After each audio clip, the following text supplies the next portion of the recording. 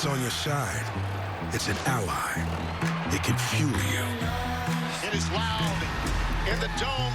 But when it's working against you, this is an ass-kicking play. Don't let it consume you. They're battling the crowd. They are battling the noise. It's week 6 in the UFL, and the Dome in St. Louis is ready to rock for their Battlehawks.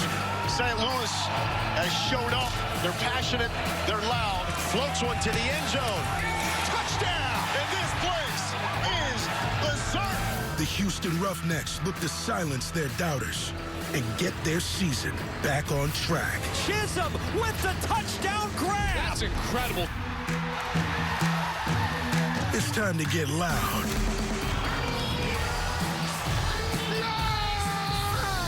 Houston, St. Louis on Fox.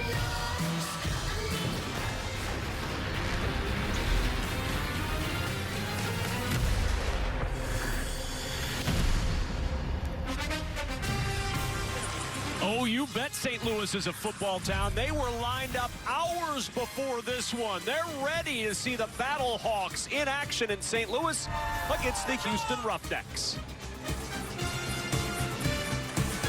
Well, Battlehawks players and coaches have given those fans plenty to be excited about. Along with Birmingham, St. Louis, those two are the top 2 teams so far in the UFL. And, oh, by the way, they're on a collision course for next week on Fox. Of course, we'll get into that later on. But right now, the Battlehawks trying to take care, Joel Klatt, of the Houston Roughnecks.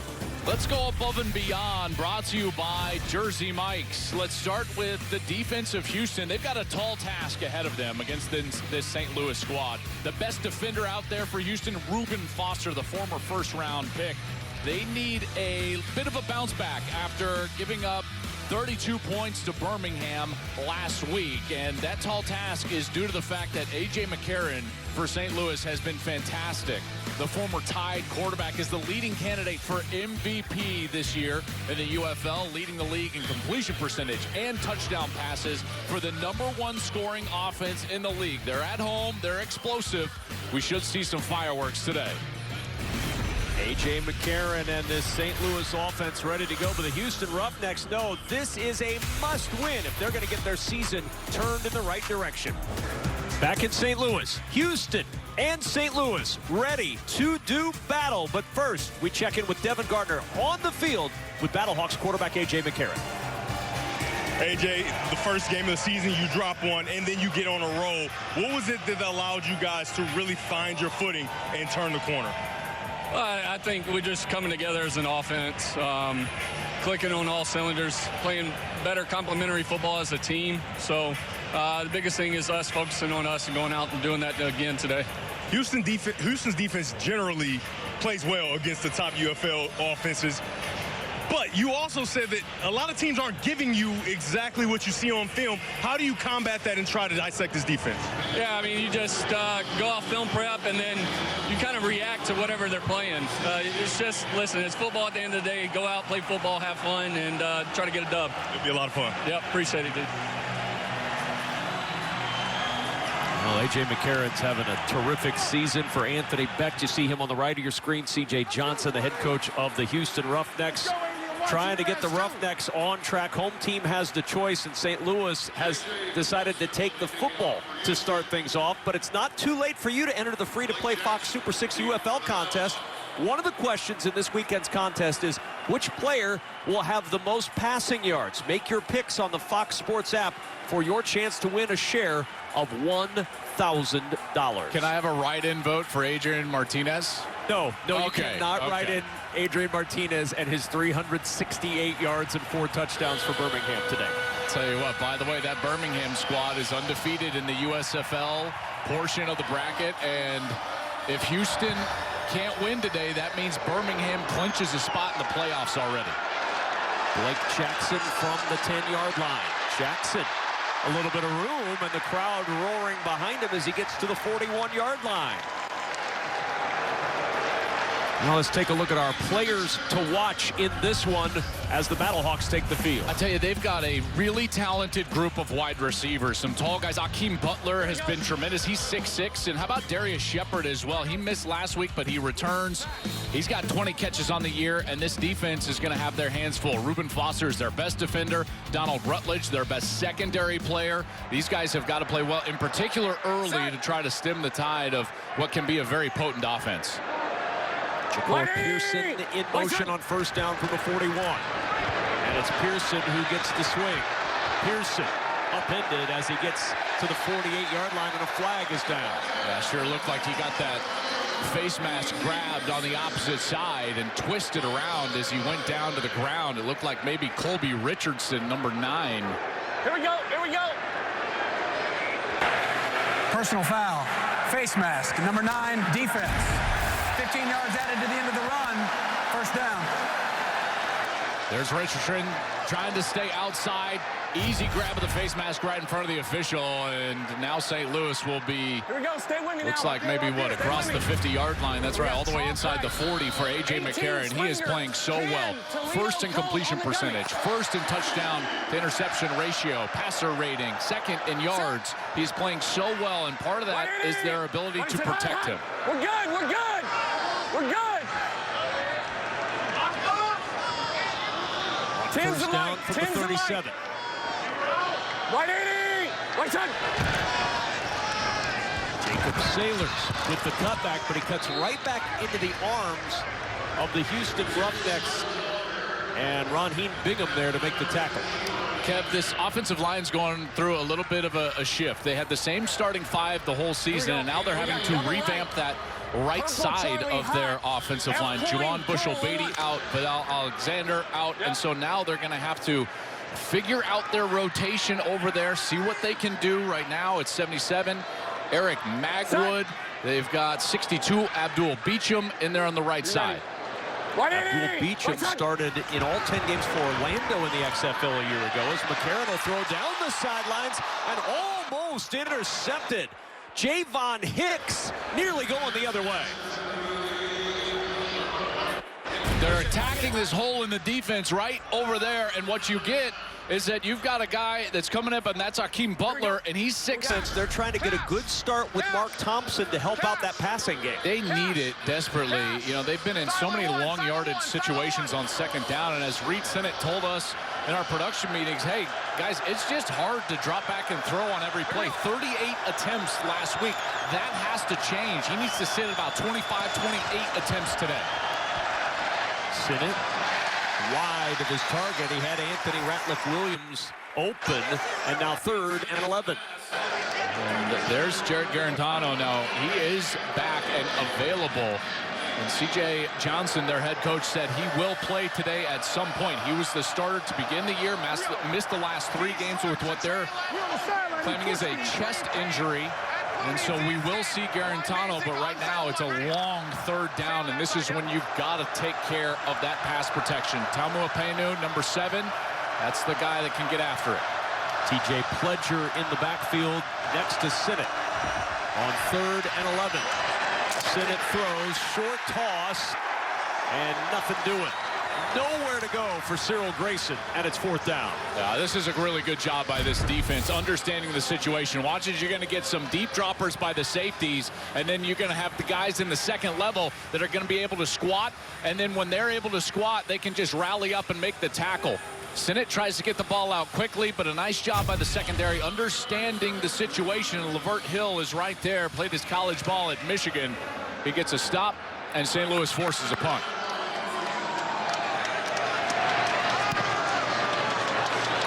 Jacob Pearson is the deep man. From the 23, Pearson slips through 1 tackle. Flag is down, as is Pearson at the 35.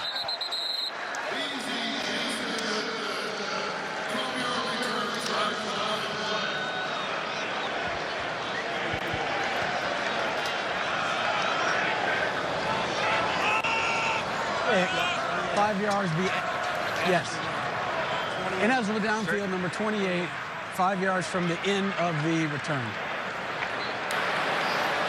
Ineligible player downfield, number 28 of the kicking team. That 5-yard penalty will be added to the end of the return. First down, timeout on the field. Marvin Moody penalized for Houston and a timeout in St. Louis. A.J. McCarron, he's got good reason to smile. This Battlehawks offense has been hot all year long. Kevin Kugler, Joel Klatt, Devin Gardner back with you scoreless. Each team has had one shot on offense. 10:26 to go in the first. And St. Louis starting from their own 40-yard line. I love this crowd. I tell you what, this St. Louis crowd, they have been so good for a couple of years, and it's great to see it. 180! White side! Sailors on first down, trying to cut back to the left and only gets a couple on first down.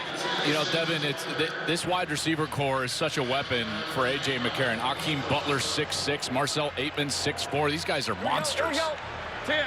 Yeah, absolutely. And as a quarterback, you know, it's just much better to throw to bigger targets. It's just easier. Imagine throwing a rock in the ocean from a boat. I mean, you can just throw it anywhere and it's going to hit. And that's what you get with these big, tall receivers. I was told Nuke LaLoosh could not hit the ocean if he threw it out of the boat. White side!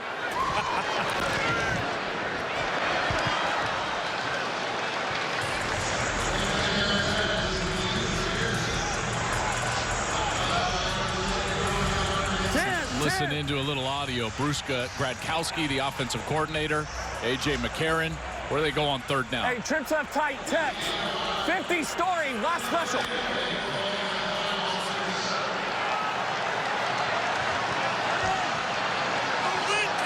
Go, go, go. Set. 180. White side. Third down and 3. McCarron down the sideline, a jump ball incomplete for Ja'Cour Pearson, and it's fourth down. He's got the man-to-man, and he loves this area that he can attack. He's got this area down here, and he's going to try to attack with that slot receiver, Pearson.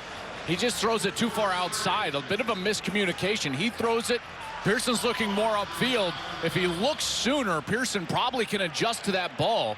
Good jam at the line of scrimmage, though, from Corn Elder, number 29. It forced Pearson to look just a touch late, caused the incompletion.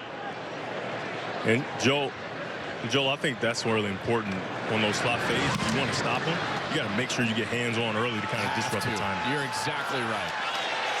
On the 10, nowhere to go. Outstanding punt coverage by Jerome Cap. Nothing doing for Justin Hall, and a timeout in St. Louis. Justin Hall, no fair catch, nowhere to go for the Roughnecks. Back in St. Louis, and it has been a struggle all year for the Houston Roughnecks. Leaking oil, 1-4 record, last in the UFL in scoring, last in the UFL in rushing, -3 turnover differential. That again is last in the UFL. The oil's been drying up, Joel Klatt, and now not helped by field position, starting 1st and 10 at their own 9-yard line. It was a start to the season that was similar to last year. The difference was once they got Mark Thompson healthy and in the game, they started winning games, and here he is with a first down run. A nice gain over the left side. And Kevin, the reason that's important is, like I said earlier, they live in 2nd and long. It's a reason they're 1-4. If Mark Thompson can provide more positive gains on first down, this offense will get going. And that's a great example right there on first backed up. Well, and Curtis Johnson telling us before the game, Joel, expect to see more Mark Thompson. He's ready. He's healthy. He hasn't been quite ready the last couple of weeks for a full workload. He'll get a full workload today. Here they're going to motion him back into that home position there, right on the dot behind the quarterback. And on second down, Thompson is buried. Willie Harvey. Before Thompson could look upfield, all he saw was a blue and white 51. Well, you go from on schedule to off schedule. Where do they go on 3rd and 10?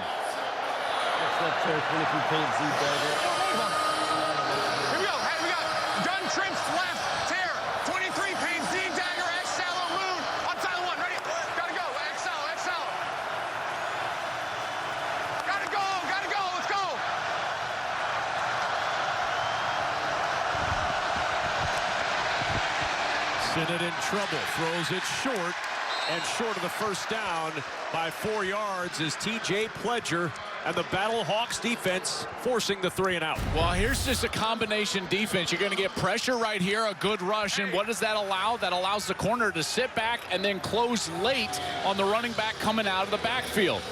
There's the pressure. Sennett's got to get the ball away, and those defenders can just react forward, make the tackle, and force the punt.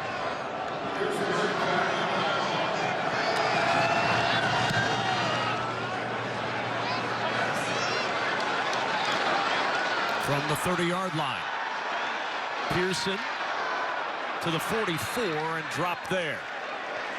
6:21 to go in this opening quarter in St. Louis. A beautiful day in St. Louis, but nothing on the scoreboard yet at the Dome. Scan the QR code to learn more. 30. St. Louis Battlehawks 4-1, and A.J. McCarron, he's used to winning throughout his career. That's all he's done. 3-time BCS national champ, 36-4 record as a starter at Alabama. The Maxwell Award winner was a 5th-round pick of the Bengals. Spent 7 years in the NFL. Last year, led the XFL in completion percentage, touchdown passes, and passer rating. And now in the UFL, same story. 10 touchdown passes, leading the league entering play in week 6. A.J. McCarron, at the age of 33, still getting it done in professional football. 180, right side.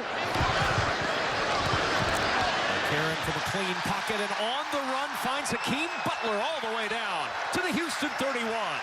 They're doing a great job here of attacking the hole in the defense, and right here Reuben Foster gets a little run fake, and what that does is that opens up this area of the field. Now you can just attack it with the wide receiver, and there's Butler for an easy completion.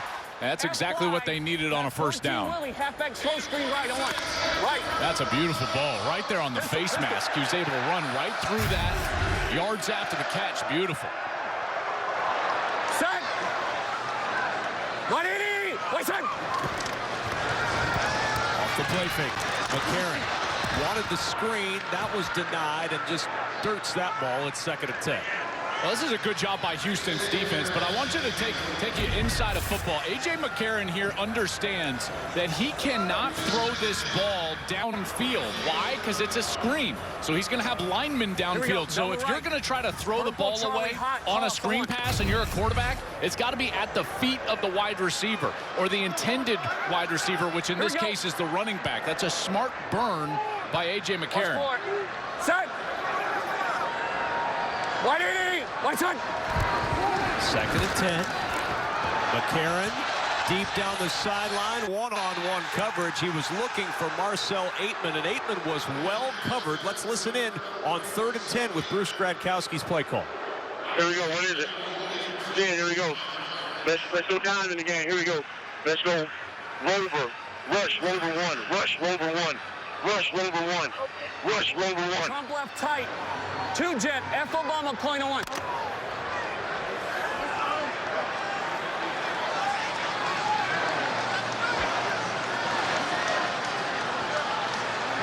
Mike, y'all go to 10. You got coast to coast. Set. 180, right side. On 3rd down, McCarron looking deep, looking for the end zone. It's underthrown, and it's intercepted by Markel Roby. Roby returning it out of the end zone and down shy of the 20-yard line. The ball popping out as he hit the ground. They're ruling him down at the 18-yard line, where it'll be Houston ball after the pick.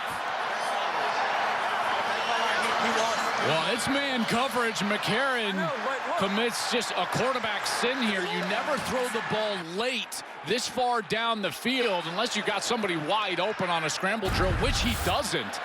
Man coverage, so the defense is back there with the intended wide receiver. Prior to the ball coming out. Safety Markel Roby just rolls over and easily picks that one off. They want a fumble, but it was caused by the ground. What a nice stand from Houston. Markel Roby with the interception. It'll be the Roughnecks ball when we come back. job here as the free safety. They're going to roll to cover one, which means you're trying to get this over route from Akeem Butler, but the safety's going to take it away, Roby. He takes it away, and then at that moment, the ball's got to leave McCarron's hand way sooner. Timing is the biggest culprit of this interception. That ball, as soon as Butler is taken away, it's got to go out to the outside. It did not. Blake Jackson was not there. He wasn't ready, and Markel Roby gets the interception. Just the second thrown this year by A.J. McCarron, and now first down and 10. Reed sent it to work for the Roughnecks. Sprints it out to Pledger, who drops it. He had room to run up that left sideline as we check in with Devin Gardner. Hey, I've seen a lot of guys play that middle-high one safety. I don't think I've seen many play it that well. What did you see? Man, look, we studied this guy all week on film. We know he's a pro. We know he ain't just going to give it up, man. You got to really dial into this man, really find out who he is as an individual. Just stuck to my keys, man, read those shoulders, and let me home. Let him home. Good luck. Second down, a strike thrown by Sinnott to Justin Hall on the slant, and the Roughnecks get the first down. Yeah, and they're 3 and out on their first 2 drives, so they're finally able to move the chains here. We'll see if they're able to get a little bit of a rhythm. River weak block, river weak block, river weak block, river weak block.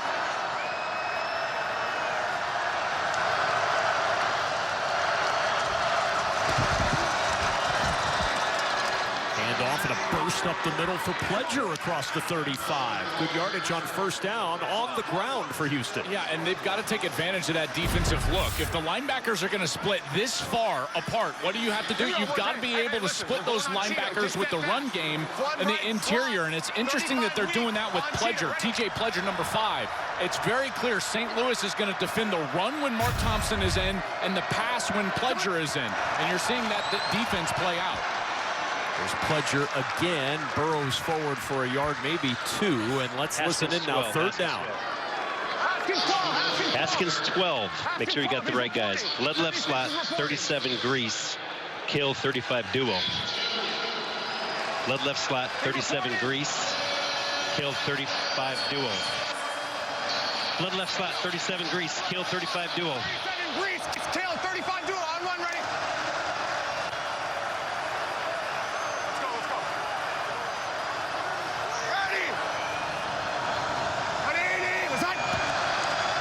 Third one.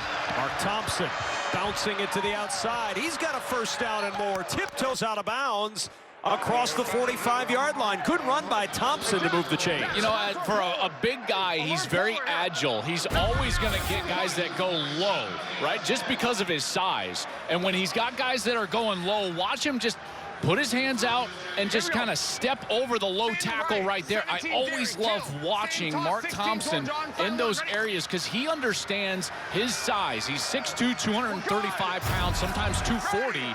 And when he gets a DB one-on-one, he knows the DB is going to go low. 10 yards on that carry. Thompson again not finding much this time. Tries to reverse his field, but Kobe Smith was in the backfield and would not let go. It's second down. Pass 387 Oscar at pitch. Fix left nasty. Pass 387 Oscar at pitch. Okay, here we go. We got fix left nasty. Pass 387 Oscar F hitch on one. Ready? Yes.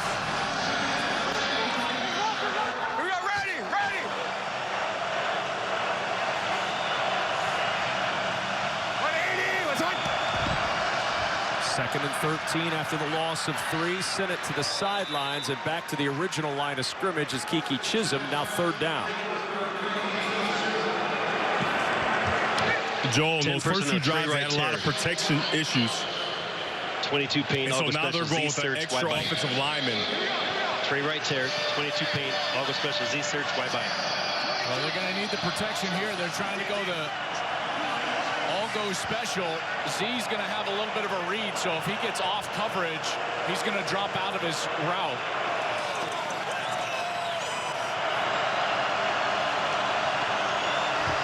Third and 10.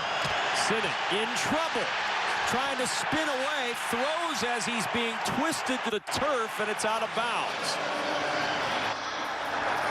There's those protection issues that you just talked about, Devin. They're trying to run what's called all-go special because it's out of a 3-by-1 set. You've got a diagonal, you've got this guy, he's here, and he's here. What you really want is the running back who's going to hook up over the ball. But Sinnott gets flushed out of the pocket, can't get to Pledger. That's the guy with some amount of space that he can go ahead and operate, maybe get the first down, but Sinnott wasn't able to get to him because of the pocket closing down and that pressure coming in fast. Pete Sinnott, I was just that close. Instead, it's 4th down as we've reached the end of quarter number 1. It's been a defensive quarter in St. Louis. Scoreless through 1. You're watching the UFL on Fox. SFL and XFL teams are even 4-4 against each other in interconference play. How about kickers? 75 of 87 across the league, 86%. A.J. McCarron Magic, he's leading the league in touchdown passes. But look out, the Stallions are in front. They're 6-0, and they appear to have settled on a quarterback. Adrian Martinez, 368 yards passing, 4 touchdowns in the 39-21 win earlier today over Memphis. And that comes a week after he was electric running the ball. Nice wander to punt it away, and the punt will go into the end zone for a touchback. A.J. McCarron was talking to us this week about timing, and what you're going to see here from the Houston defense is that they're disrupting the timing of this passing game there. Markel Roby, nice job intercepting that arm, if you will, from Hakeem Butler. Here, you're just not on the same page with Pearson out of the slot, and then McCarron is expecting one route out of his seam right there. I believe that was Blake Jackson, if I'm not mistaken, and he didn't get it because of the coverage. And it was interesting what he talked to us about. He said, you know, because of the roster sizes and how this league works, we get a lot of walkthroughs and not necessarily a lot of full speed practice offensively, in particular from base downs, first and second down practice. And he said that as a quarterback, it's the only thing he really doesn't like because he doesn't get on the same page from a timing perspective on a week-in, week-out basis with his wide receivers. I think we've seen the product of that throughout this first quarter. 180! That's Ja'Cour Pearson in motion. McCarron faked the screen to him, goes back to the other side to Jacob Sailors, and out to the 31-yard line. So McCarron reading that well and gets a good yardage gain on first down. And what I love about Bruce Gradkowski, their offensive coordinator, is the guy played the position. And this is why I love former quarterbacks as play callers. The offense isn't in timing, so what does he do? Calls a screen. Easy yards, easy completion for his quarterback. Picks up 6, and it's 2nd and 4. And now Sailors with a giant opening. Sailors across the 45 and stood up near the 48 by Roby. Well, that middle of the field was wide open. There is a flag down. And Sailors is going to jog over to the sideline. Looks like he's holding that right arm pretty gingerly. What a trap. Holding, number 62, offense. It's a 10-yard penalty. Replay, 2nd down. And the insult added to the potential injury of Sailors is the Abdul Beecham holding, and that's that newly retooled right side of the offensive line. He was trying to get up and block Reuben Foster, number 10. And right when he got to Reuben Foster, so watch right, he was trying to get up right here and block Reuben Foster. And watch as Foster kind of goes down right when the ball carrier, Sailors, is right there, and that's the hold. Hey, Joel, anytime you see Reuben Foster on the ground, you know it's probably a penalty, right? That's right. McCarron will set it up for Darius Shepard. Not a lot of room to navigate on the outside. And now 3rd down and long for the Battlehawks. Yeah, and Gradkowski needs to get this play in quickly to A.J. McCarron. Empty left stack, 50 Manning special. Empty left stack, 50 Manning special. Here we go, boys. Empty left stack, 50 Manning special on 1.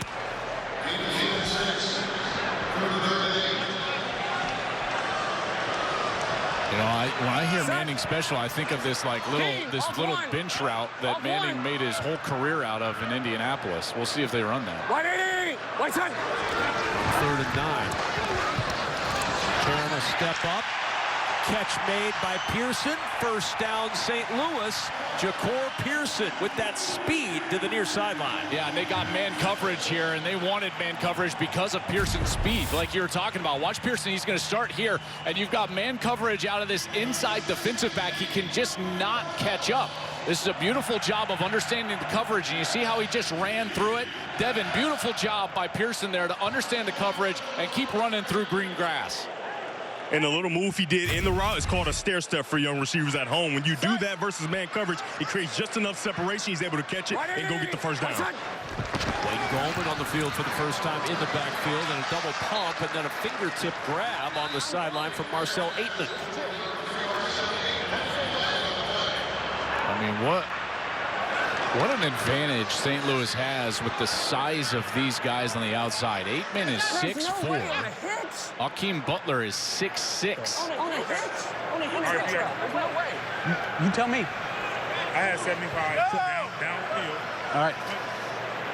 The quarterback. We're going 75 downfield. The pass just came out so quick. That's the question. But he hitched it and then threw it. So we're picking up. Right. Foul. This up. There's no foul on the play. Second down. Jared Jones-Smith, the left tackle, number 75. He was sliding downfield just a little bit, but they pick it up. And again, that quick throw, you've heard A.J. McCarron pleading his case. That quick throw, generally it's very difficult to get a lineman downfield. McCarron starting to find his rhythm. He was 3 for 8 on the first 3 drives. Now 7 for 12 for the game. Second and 6 at the 47. Here we go. 180. White side. Gallman the carry. Net in the backfield. Nowhere to go. Chris Odom, second time today, Joel, we've called his name, the veteran penetrating into the backfield for Houston. Well, this is just a total whiff by the tight end on the outside. Watch the tight end here, and he's just going to get beaten right inside by Odom. That's a beautiful inside move, and now he's just sitting there. And as a running back, that's got to be a terrible feeling. Wayne Gallman gets the ball. He played his college ball at Clemson, and he comes out, and he's just like, I got nowhere to go. And Sutherland has got to make that block. The end crossed. Well, you know Anthony Beck, the longtime NFL tight end, wasn't thrilled with that from a tight end on the field. 180. White side. 3rd and 7. Pressure picked up. McCarron in trouble. Now he goes down. The ball is out, loose on the field, and it's covered up by Jared Jones-Smith. But a strip sack from Chris Odom, living in the backfield today. I mean, how about those 2 snaps from Chris Odom? Here he is, 93, and he's going to attack, get to the quarterback, and we'll see. Yeah, that ball was definitely coming loose before he was down, so it was live. But St. Louis was able to recover, and oh my goodness, they get a holding call in the back end. He's trying to throw it over to the left side. Let's take a look at this. Colby Richardson, here's the corner, and he's working against number 3, Marcel Aitman, and he gets both hands out. No doubt that's a hold. You can't bear hug him like that. This ain't Elf. Oh my goodness. Marcel Aitman, beautiful job of at least forcing Richardson to hold him there. But if it were Elf, what a delightful afternoon we'd be. That's right, and then after this we would all eat Toll House cookie dough and eat sugar plums. First down and 10. Gallman stacked up at the 44. Someone somewhere is mad at Joel Klatt for bringing up Christmas things in the middle of May. I mean, it's out of season. Somebody's going, come on, Joel, it's way too early for that. I understand that, but I'm trying to think of anything like that brings up a bear hug. And then all I can think about is Elf, where it's like, does someone need a hug? And he looks and he like tries to hug the raccoon. Remember that? Oh yeah. There you go. That's all I can If you want to go with another with Will Ferrell movie, you could go Semi-Pro, where he wrestles a bear. That would be good. One. Devin, why are you upset with me? I'm a little upset because you forgot the syrup. McCarron to the air for Akeem Butler, and Butler stops short of the first down. It'll bring up a 3rd and short as we listen into Bruce Gradkowski calling this crucial 3rd down for St. Louis. Rat to Gin right X orbit 51 Buccaneer. Rat to Gin right X orbit 51 Buccaneer. Here we go. I'm right here. Rat to Gin right. X orbit 51 Buccaneer on 1. Right. You want a towel? Let's see if this right side of the offensive line can hold up. They're having problems with Chris Odom over there. Odom not in the game right now. 180. Rodriguez, who had a sack last week out on that right side. McCarron sets up to the left side. Well defended. What an outstanding play by Colby Richardson, who had the hold that negated the Odom sack before, and it brings up 4th down. Yeah, I think that they're going to go for it here on this field position. Trey, 3 Jet Chevy, F surge. Hey, oh, Mike, get on, Mike. Come on. Mike, get in. Hey, trip right. 3 Jet Chevy F search 1. Let's go. Let's go.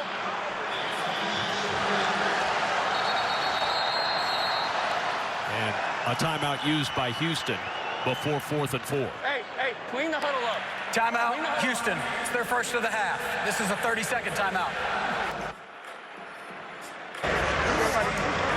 I can always call timeout if you don't know. Hey, pay attention. Hey, everybody over here. Let's go. Here we go. Hey, talk to him. Let's go. I'm going to play 4. You guys understand that? Let's go, guys. You got to hunt. You got to hunt. You guys got it. Oh, you got to go get it now. We got to sack. I'm going to make them hold them all. Rush games. We're going to go rush games. Hey, we're going to go rush games, 54 copper. Execute. Let's go. What personnel? It don't matter. As soon as I know, here we go, 10. Here we go. Down. Rush games, 54 copper. Rush games, 54 copper. It's Chris Wilson, defensive coordinator, calling the defensive calls for Houston. We got empty right. 50, H coin, Utah 1. Hey, gotta know the sticks.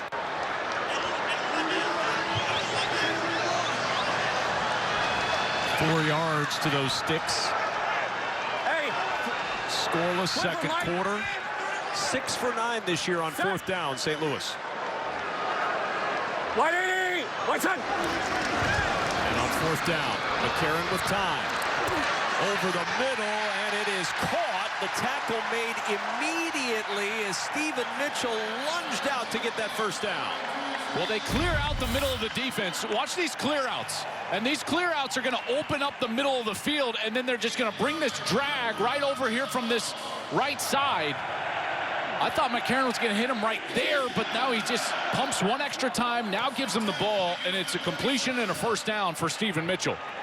And how about the job that offensive line did? Gave McCarron all day to throw. Yeah, that's exactly right. They did a beautiful job. Best of the day, really. White side. First down and 10. McCarron up, throws immediately, and Keandre Thomas says, "You're not going anywhere, Marcel Aitman." A couple of good tackles there on the last few plays. Colby Richardson on the outside on 3rd down, and then here Keandre Thomas. And so far, there has just been very little room after these completions, and Houston understood the task. In order to defend an explosive offense, you've got to tackle in space. It's just a prerequisite, and they've done that so far today. Much improved from last week against Birmingham. No. Set. White side. 2nd and 12. Wayne Gallman bouncing to the edge. And Gallman gets good yardage before Donald Rutledge drops in. Shy of the first down by about 6 yards, and there's still a little pushing and shoving. And an injured Roughneck.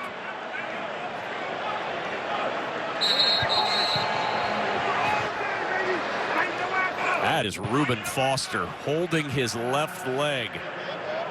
That would be a giant loss for the Roughnecks. Home field advantage in the UFL this season. 2-0 here in the Dome. 36,000 the average attendance, and I think it's safe to say that caw is indeed the law in St. Louis. That's right. Set a spring football record in their home opener this year, over 40,000. And this is going to be the host city of the UFL's championship game. No, South can't wait for that one. Obviously, we'll be back here in St. Louis for that call. And these fans hoping that these Battlehawks can continue to play well and get themselves to that championship game. 3rd down and 6. Reuben Foster helped off the field for the Roughnecks. McCarron in some trouble, dancing around, buying time, finds finds his open man. It's Mitchell again. Back-to-back third down conversions for the former USC Trojan. And you got to give the offensive line a lot of credit here because the secondary cannot be asked to defend for this long. Watch as McCarron is able to just slide up in the pocket, and as he slides up in the pocket, the secondary finally breaks down, and that's what allows Mitchell to find that hole over the middle of the field. And this defensive line for Houston has got to get there. They've got to get to A.J. McCarron. C.J. Johnson talked to us about their biggest key was to get to McCarron, get him off of his spot. They've been unable to do that over the last couple of snaps.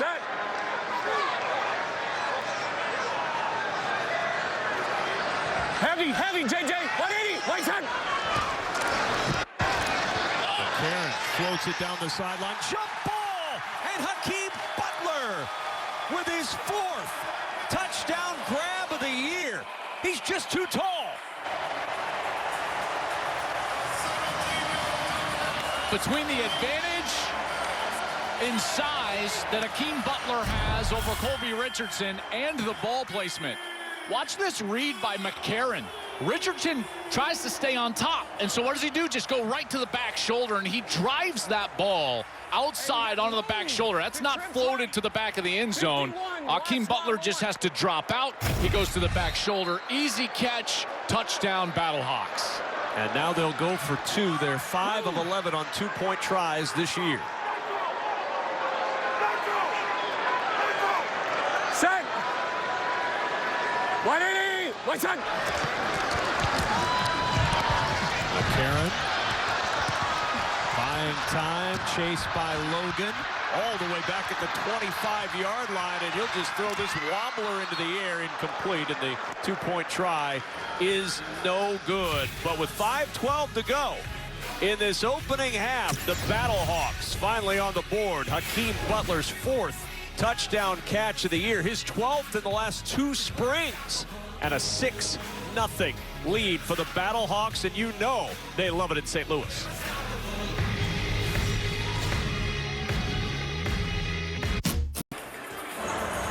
If he's coming down hard like this, Yeah.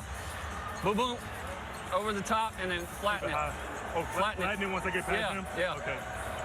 Unless he runs with you, then keep it on a high angle, and I'll throw it.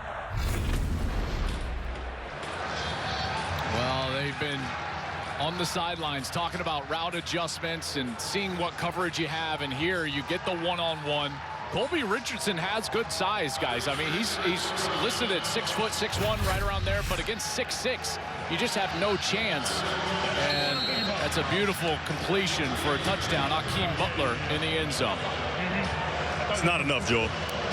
That's right. 6'1" ain't tall enough, is it, Dev? Not at all. And the kickoff. Oh, good. That's so smart. He was his foot out of bounds as he fielded it. Reggie Roberson, that is so smart. Putting that foot out of bounds, makes the ball out of bounds, draws the flag, and creates. Touch the kick. By rule, this is an illegal kick out of bounds on the kicking team. The ball will be placed at the 50-yard line. This is so good. As it's rolling there, he's like, oh my gosh, this is going to stay in bounds. Nope. Puts his foot out of bounds, touches the football, it's out, and we've got great starting field position. Let's check in with Devin. Yeah, I'm down here with the last time I seen mismatches like this was in Little League football. You know, the 12U kid that's already 6'2". Yeah. What do you see when you see a guy that's a 6'1" corner, but he's still too small? I don't really know, truthfully. Honestly, they just gave us man, it felt like, for the first time without, like, doubling me or bracketing me. Because I've been seeing that a ton this game. It's getting annoying. But they gave me what I want. AJ just trusted me again. I appreciate it. Because it was getting so annoying, is that why you start to just leave the building after the touchdown? Yeah, it's time to go. Good luck, Richard. Appreciate you.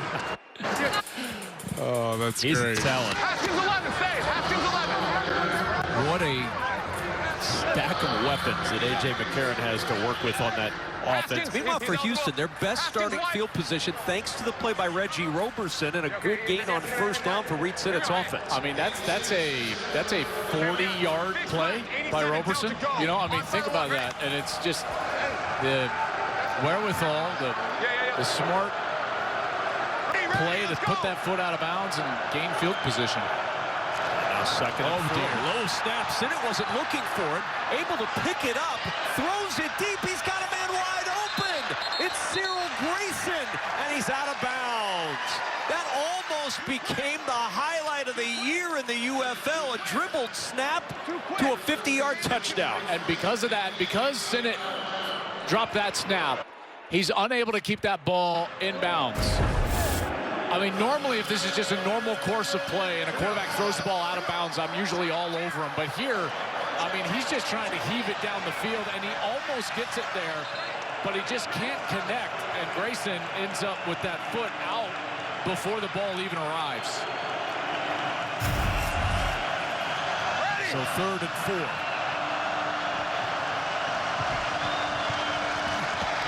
Pressure up the middle. The ball stripped out of his hands. Sinnott going to have to try to run for it, and he'll be stopped well short. How about this rush? I believe this is Travis Feeney over here. Watch this rush right through the right guard. That's Braylon Jones, the right guard. Is that Feeney? That was indeed. I tell you, that was there first. That was a monster rush. That blew up the play. And then at that point, Sinnott drops the ball, it bounces right to him, and now he's just trying to get positive yards, and that's when everybody else can finally arrive. TJ Pesafea at the end of that play, and they cannot do anything with the outstanding field position at the midfield stripe. Nice wander will try to pin the Battlehawks deep. With a bounce at the 15, takes a nice roll for St. Louis, and near the 20-yard line is where the Battlehawks will start. A.J. McCarron, much to the delight of these Battlehawks fans. St. Louis with a 6-0 lead at the ball. Back to St. Louis. Battlehawks up 6-0 over Houston. This Battlehawks offense has been the #1 scoring offense in the UFL this year. Today it hasn't been as explosive, but they found a little bit of a rhythm over the course of the last couple of series by getting the ball out of the hand of A.J. McCarron quickly. You see there, just a nice little quick completion over to McCarron's left. Here they're going to do it on the right side. Boom, ball out of his hands under a second. Slows down the rush of the Houston Roughnecks. Here, it's a little play fake. You get down the field, but still under 2 seconds. And then finally, this touchdown throw to Akeem Butler. A quick little play fake, ball out under 2 seconds. That rush has no time to get home, and the defensive backs are starting to tire out a little bit. This Houston defense starting to be on the field too much. Last drive, they were on the field for 8 minutes and 41 seconds. Then a quick 3-and-out from their offense, and here they are right back on the field. Longest drive by time this year for the Battlehawks, and they take over from their 20, 1st down and 10. White side. Off the play fake, McCarron under pressure, able to flip it as he's getting yanked to the turf, and almost a forward option pitch to Jacob Sailors gets positive yardage. I mean, I love it. You just got to, by any means necessary at the quarterback position. If you're getting dragged down, you can still get that football to your running back. Here he's trying to scoot up in the pocket, find some space, and he's just like, oh, nope, I need to get this ball out of my hands, and does a great job right there getting it to Sailors, who's able to get some positive yards. Set. Every Alabama fan of a certain vintage is like, yeah, that's right.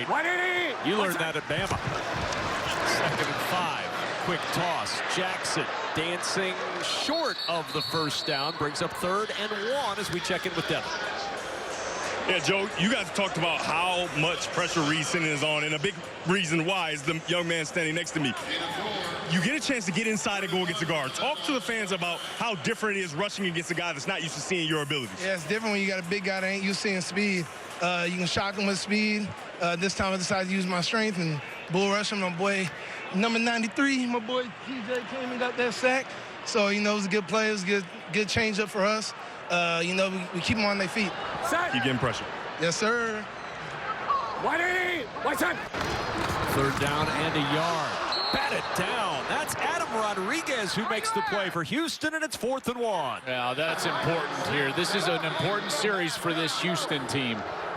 And they are able to get off the field, and Adam Rodriguez, this is a guy that has been able to put pressure on the quarterback throughout his tenure. He was with the USFL's Philadelphia Stars the last couple of years. Last year had 6 sacks.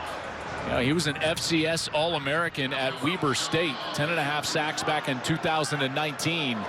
But that's a big stop right there. You could feel the momentum starting to shift and slide to St. Louis, even up just 6-0. And they're able to get themselves off the field and get the ball back for their offense. Ended a string of 12 straight completions for H.A. McCarron. Houston's defense is standing tall. Hakeem Butler a little bit taller. 6-0 St. Louis with 2 to play in the first half. Report. Houston gets a big stop on defense, and now St. Louis will punt it away. Can Reed Sinnott and the Roughnecks offense put anything together before halftime? Remember, St. Louis took the ball to start the game, so a chance for Houston to double up here if they can get something going.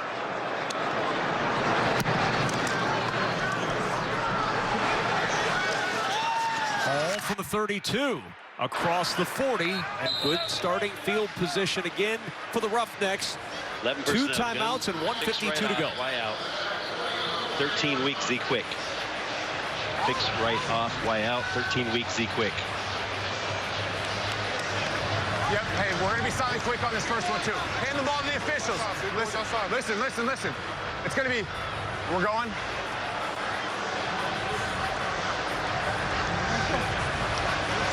Jack, it's going to be silent quick. It's going to be, listen, don't break the huddle. Gun fix right off, Y out, 13 weak, Z quick. Okay, don't go anywhere, don't go anywhere. It's good instructions from the quarterback there. Hand the ball to the official. That means that they want to go quickly, obviously, here inside of 2 minutes. This is the college-style play clock rules, which means after a first down, this clock will stop. Y out, 13 weak, Z quick on the silent quick. Ready? They do have the 43 timeouts. 51. Ready.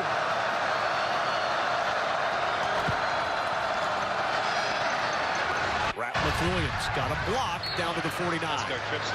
Trips left. Trips left tear. Y stick, Sarah, X crack. Here we go, trips left tear. Hey, Sarah. Hey, Sarah.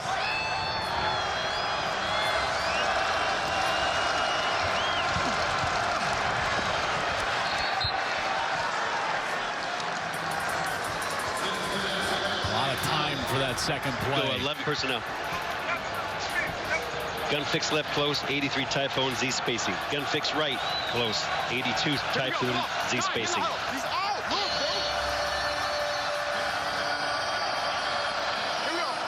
We got gun fix for 5 on third down. 82 F Typhoon Z spacing outside quick. Braylon Jones, the right guard, just limped to the sidelines. Justin Red in at right guard. Sinnott to the sideline, and that's a first down. Just enough for Kiki Chisholm, and that'll stop the clock with the first down. Great catch, but they've got to get ready to snap this ball. This clock will start as soon as the officials set the chains. A back option. Here we go, trips right, 22. Hey, right here, 22.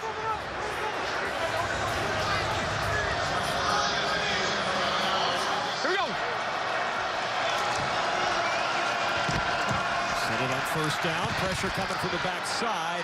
He skipped that one. Thompson apparently got a hand under it, makes the catch, and Thompson out of bounds with a first down near the 35. I mean, that's an incredible catch, and then again, he stepped away from a low tackler. This is his trademark. He does it so well. 22 pace. Halfback option. Mark at the 37. Fuck them. Come on, Mark.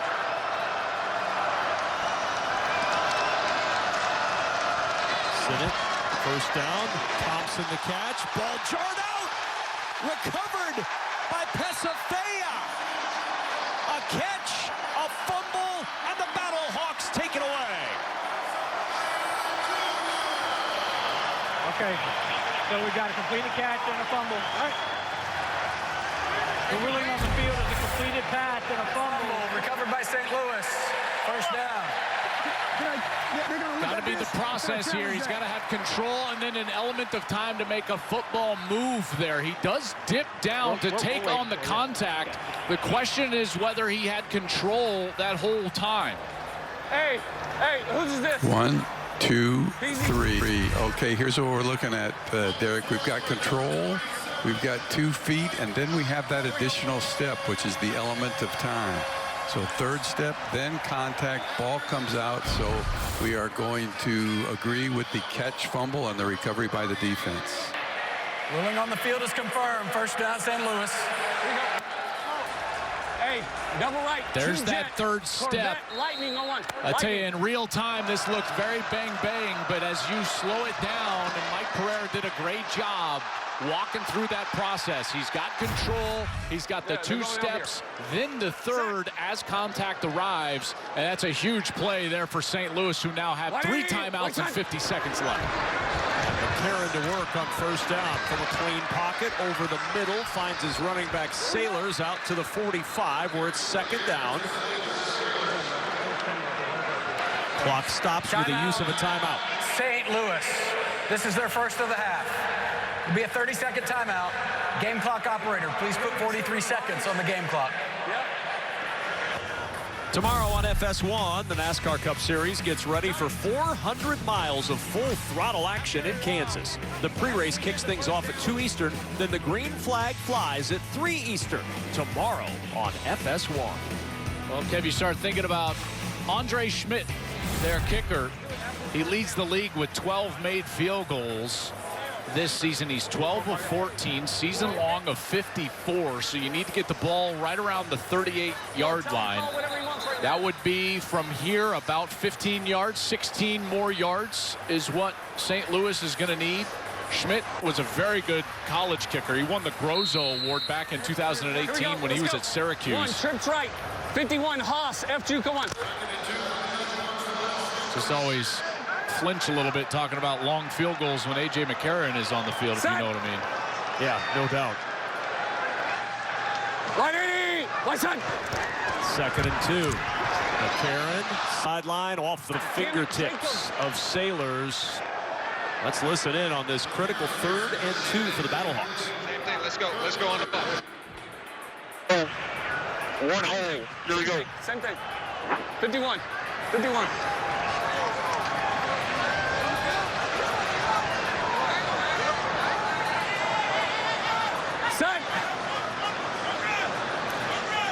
Houston needs to take a timeout. They don't know what defense they're in. Confusion on that defensive side. McCarron trying to take advantage. Double pumps and finds Ja'Cour Pearson for the first down. Boy, we've seen him double pump a few times and find a guy over the middle, and he does it again there on a crucial 3rd down. Not using a timeout here. Quickly up to the line. And now the timeout. St. Louis. It's their second of the half. 30-second timeout. It's taking too long to get them back. Good job. First down, okay. Now let's make sure we have another quick call on the first down. That's what we want to do. There you go. Anthony Beck knows exactly what he's facing here. Doesn't want to burn a timeout if he doesn't need to. Down to his last one. So he wants 2 play calls here.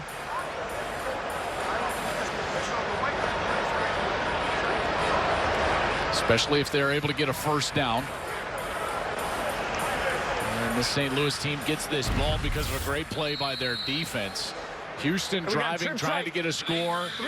Mark Thompson, he gets hit by Mike Rose. Played his college ball at Iowa State. Mike Rose knocks that ball loose, puts his Battlehawks offense right back onto the field. And here they are driving right about field goal range. Yeah, need about 5-6 more yards. McCarron will try to get more than that on 1st and 10. Stepping up and throwing deep. He's got Butler open at the 20, leaping high and out of bounds at the 15. And Butler may have hurt himself on the leap. Yeah, that is just a dangerous spot to put yourself in. Remember, Butler is 6'6", 220 pounds. McCarron again finding space as he works up in the pocket, finds Butler, and then here he tries to go up and over and just lands so awkwardly and immediately reaches for that back. Yeah, but he was out of bounds. Hakeem Butler being tended to as we step aside. And Butler was a 4th-round pick of the Arizona Cardinals in 2019, and he missed his rookie year with a broken hand. So you can imagine how he's feeling as he's injured again on the sidelines. But he's up, he's smiling, he's feeling a lot better. Never really was able to overcome that rookie year injury in the NFL and kind of fell out of the good graces, trying to work his way back in. And you know, he's feeling a lot more relief than anything else that he's okay. Yeah, there's no doubt. And so is A.J. McCarron, even though Butler won't be in on this play. Watch here for maybe a little bit of a corner route right here or right here. Ready, listen. On first down, McCarron out of the pocket, throws it away.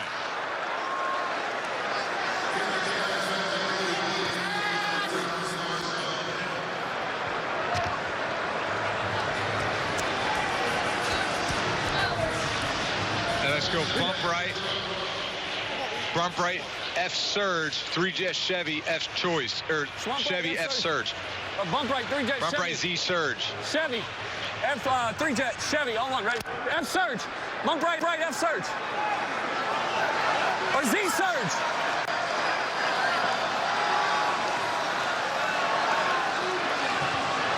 Set. 180, listen. Mitchell motioning to the top of your screen. McCarron over the middle instead finds Sailors, and Sailors driving towards the goal line. Stepped up at the 1. We're going to get up and kill this. You can get a couple of play calls in here. Just got to be ready. Everybody get to the line of scrimmage. He's going to be in shotgun here. They'll run a play. And a timeout used by Houston. Ruling on the field is a first down. Timeout, Houston. Their second of the half. 30-second timeout. Boy, what an effort by Sailors to try to get in. There, that left knee was down. It's a correct ruling by the official. He did not get to that goal line. There's the knee. He's about a yard short. Spot is correct. St. Louis comes up. I thought they would just try to spike the ball so they could get a couple of play calls. But McCarron lined up in the shotgun as if he might try to run a snap. And Joel, I'm sitting down here right on the line near the goal line watching Sailors. He's contacted, and then his leg drive was so impressive to watch. Obviously, he's been doing his squats in the weight room because he drove and forced to get that first down, which is super important because the clock will continue to run. If he doesn't get that first down, they won't get that quick stop, and then obviously they won't get Houston taking a timeout there so they can devise a real play from the half-yard line. I think Houston called a timeout so that they could get their big defensive lineman in there. I think what was going to happen is St. Louis was going to come up, snap the ball, run right up the middle. They were in a dime defense, no interior defensive linemen. You needed all these big guys in here, and that's why they called a timeout. They lost that third timeout with the Butler injuries. That's why they didn't have one on the St. Louis side. McCarron backpedaling, throws for the goal line, and it's incomplete wide of Pearson with 7 seconds to go in the half. Second and goal, Battlehawks. Here you go. Hey, we're going to go trips right here. We're going to go trips right. Okay. 78, rub up top, X hand signal. Trips right, 78, rub up top, X hand signal. Do the Puma, fade Puma. 78, on one, right? Hey, rub. Cannot take a sack. If he gets any pressure, this ball has got to be thrown out of the back of the end zone. Houston, their final timeout of the half. This is a 30-second timeout.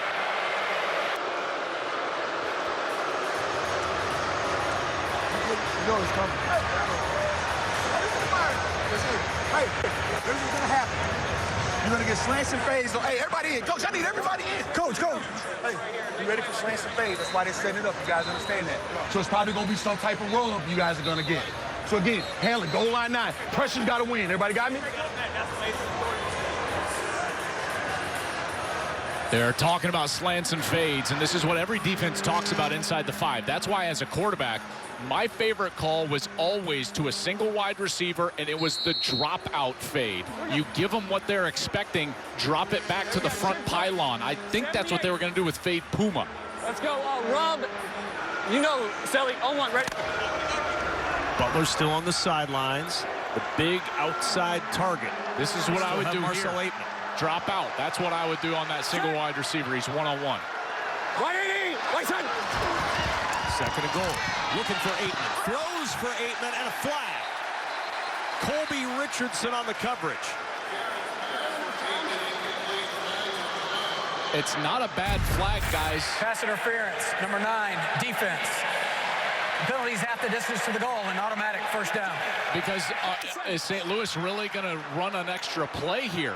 Yeah, you can say, oh, it gives them a first down. There's only 4 seconds, so now St. Louis has to debate whether they want the points or they're going to run a snap. If they run a snap and don't get it, they come away with no points on this drive. Houston gets the ball to start the second half. Colby Richardson, that was actually a very smart flag by Richardson, because now the pressure is all on St. Louis of whether they're going to try to go for this or kick it. Their offense stays on the field. No timeouts on either side. Your half could be decided right here. First and goal. McCarron looking, throws the fade, jump in the corner. Mitchell has it. Touchdown, Battlehawks.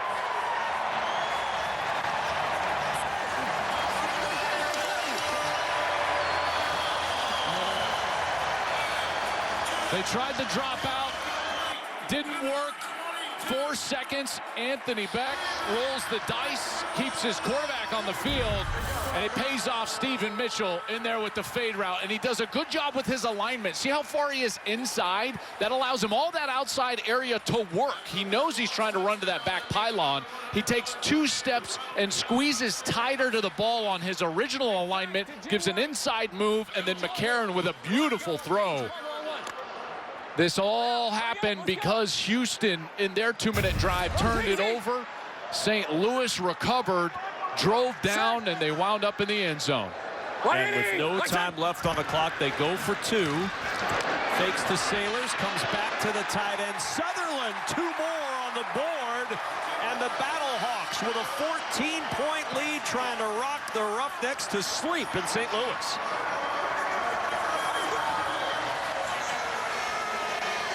You're going to run a tight end screen from the 5. You better sell it as a quarterback. Watch McCarron as he sells this ball over to the left side. You've got the motion. There's a nice pump fake, and then you come back to the screen. And it's a nice job running through contact from Jake Sutherland. They get in for 2. And Devin Gardner is with Battlehawks head coach Anthony Beck. Coach, when we talked earlier this week, you said you were off with those 2 offensive linemen. You got 2 new ones, but you got 9 starters. How do you feel about that second quarter, what they were able to do to allow A.J. McCarron to pump fake, and throw? Yeah, you know, he's coming off his first, second read. He's able to come out, make some moves. I give him a lot of credit, man. Like I said, we trust in our players. We got 2 guys up that haven't played a lot, but we know they can play. They're getting some confidence now. It's a hell of a job now. Count on those guys to make that play. You got to count on your quarterback. And Stevie Mitchell's been huge in this game. He's made some critical catches. Yeah, I mean, how much do you really trust your players when 4 seconds left? You may only get 1 more play. Why the decision to go for it? Did we score? Yes, you did. It's a great decision, though. Oh, my goodness, is it good? It's a good play. It's a great play letting the players go out. These guys always tell me, Coach, we'll make the play. We'll make the play. Put it in their hands. I was hoping we get a second there just in case, but it took it all the way down. But it was a great job by our guys. Got another half, make some more plays. No doubt, Dev. Thank you, man. Time for today's big move. It's brought to you by Pods.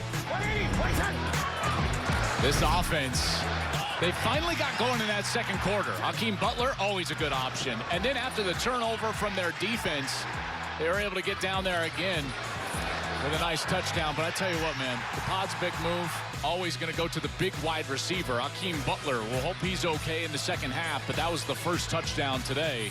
Butler to the corner for 6.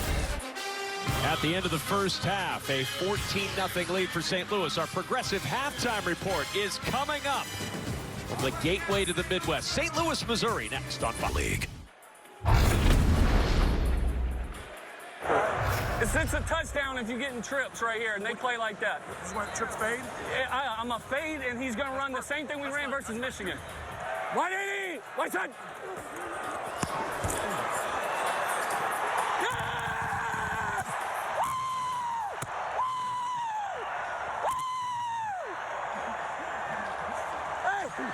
What the f*** I tell you? A roll of the dice by Anthony Becht in this St. Louis offense, and it pays off in a big way with the touchdown as the half expired. I mean, it was a really good throw, but how about the catch from Mitchell? I mean, that was a terrific adjustment to go kind of to the back shoulder there, and they're able to get a score. It looked like Houston was going to be able to double up. They're driving inside of 2 minutes. And, Kev, it looks like they can get a score, get the ball to start the second half, and then it totally flips. It goes from 6-0 to 14-0, and now Houston will have the ball. Reggie Roberson, the deep man, and Roberson out to the 35 and stopped right there. Devin Gardner is on the field with Houston head coach Curtis Johnson. Coach, we just watched that first half, and it seems like a lot of the same old thing. Mistakes. What's the conversation like at half? Yeah, look, we got to quit beating ourselves. Don't give them the game. Offense got to get the ball moving a little bit. Defense got to keep them out the end zone. What's the morale like when you have a big stop and then you start to drive and then you turn the ball over and they get points? Well, it's not good, but then we keep fighting, though. We just got to continue to fight. Continue to fight. Thank you. Here we are, ready. We're good. We're ready. 180, let's hit. First down at 10. Sinnott wanted the screen. A little adjustment by Cyril Grayson, and Grayson out across the 45 with a first down. I mean, that was wild. I mean, sometimes I get excited about little things here, but watch right here. You're going to have the defensive end drop out, and he's right in the way. I think that's Feeney, and then you've got to come in inside. It's the second window bubble screen. Never seen that before. Great job by Feeney understanding what was going on, but then Sinnott has the wherewithal to pull that ball down and hit that second window bubble screen.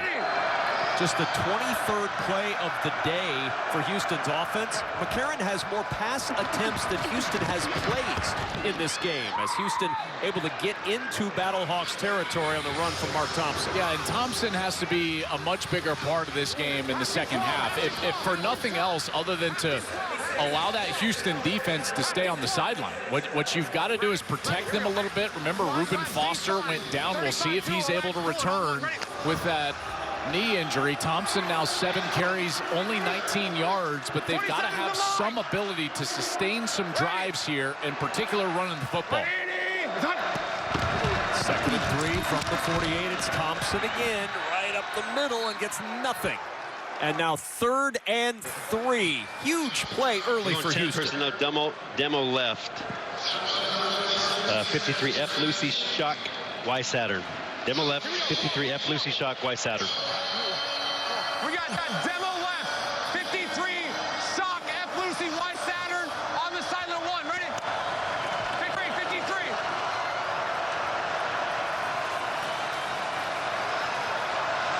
Ready?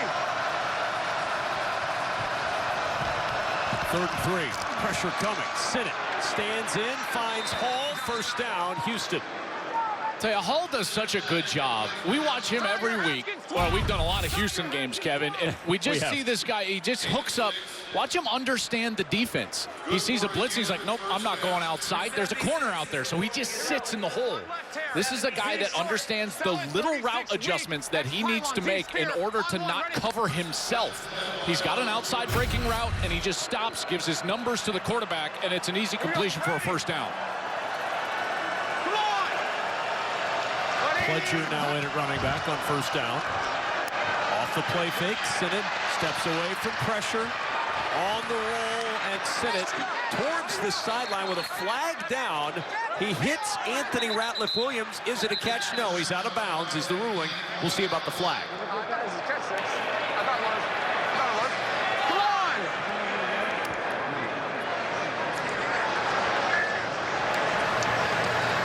Holding, number 42, offense. It's a 10-yard penalty, replay first down. Call that on their new tight end, Clint Sig. They had Woody Brandom go down last week. Yes. Their normal tight end, so Clint Sig up, number 42. And here's Sig over here on the left side of the offensive line. And he's working right here. He's got a little bit of a double team, and then right there, a little hook. And that's the hold as Feeney was trying to get loose. So back him up to the Houston 48 for its 1st and 20. Pledger back into Battlehawks territory, 4 yards on the ground.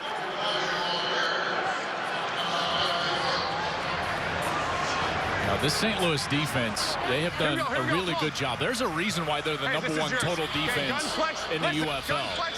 It's really tough to throw against them. They're the number one passing defense in the UFL, and I don't think that they've gotten their due, Anthony Beck's crew on the defensive side, because of how explosive the offense is. The defense goes overlooked, and yet they've been excellent this year, holding teams as the best total defense in the league.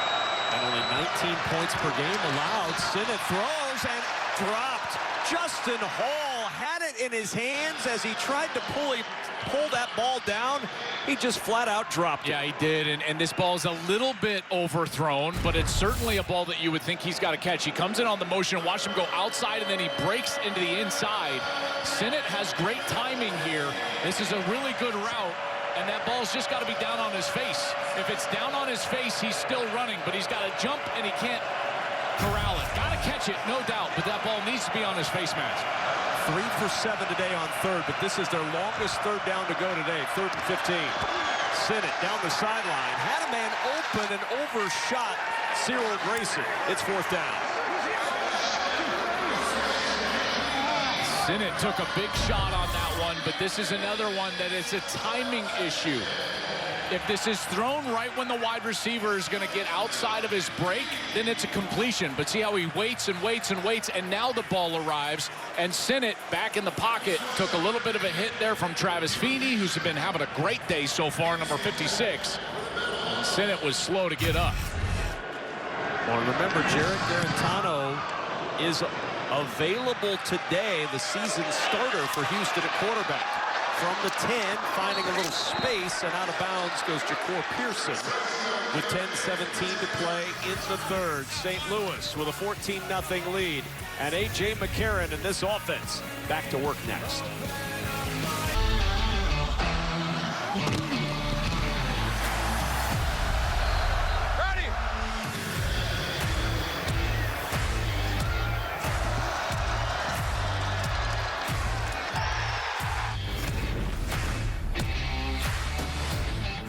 Today's game flow brought to you by Progressive as we flow right back into a Battlehawks offensive possession, their first of the third quarter, up 14-0. From the 21-yard line, this is Jacob Sailors with the carry, and Sailors backs his way to the 29, a pickup of 8.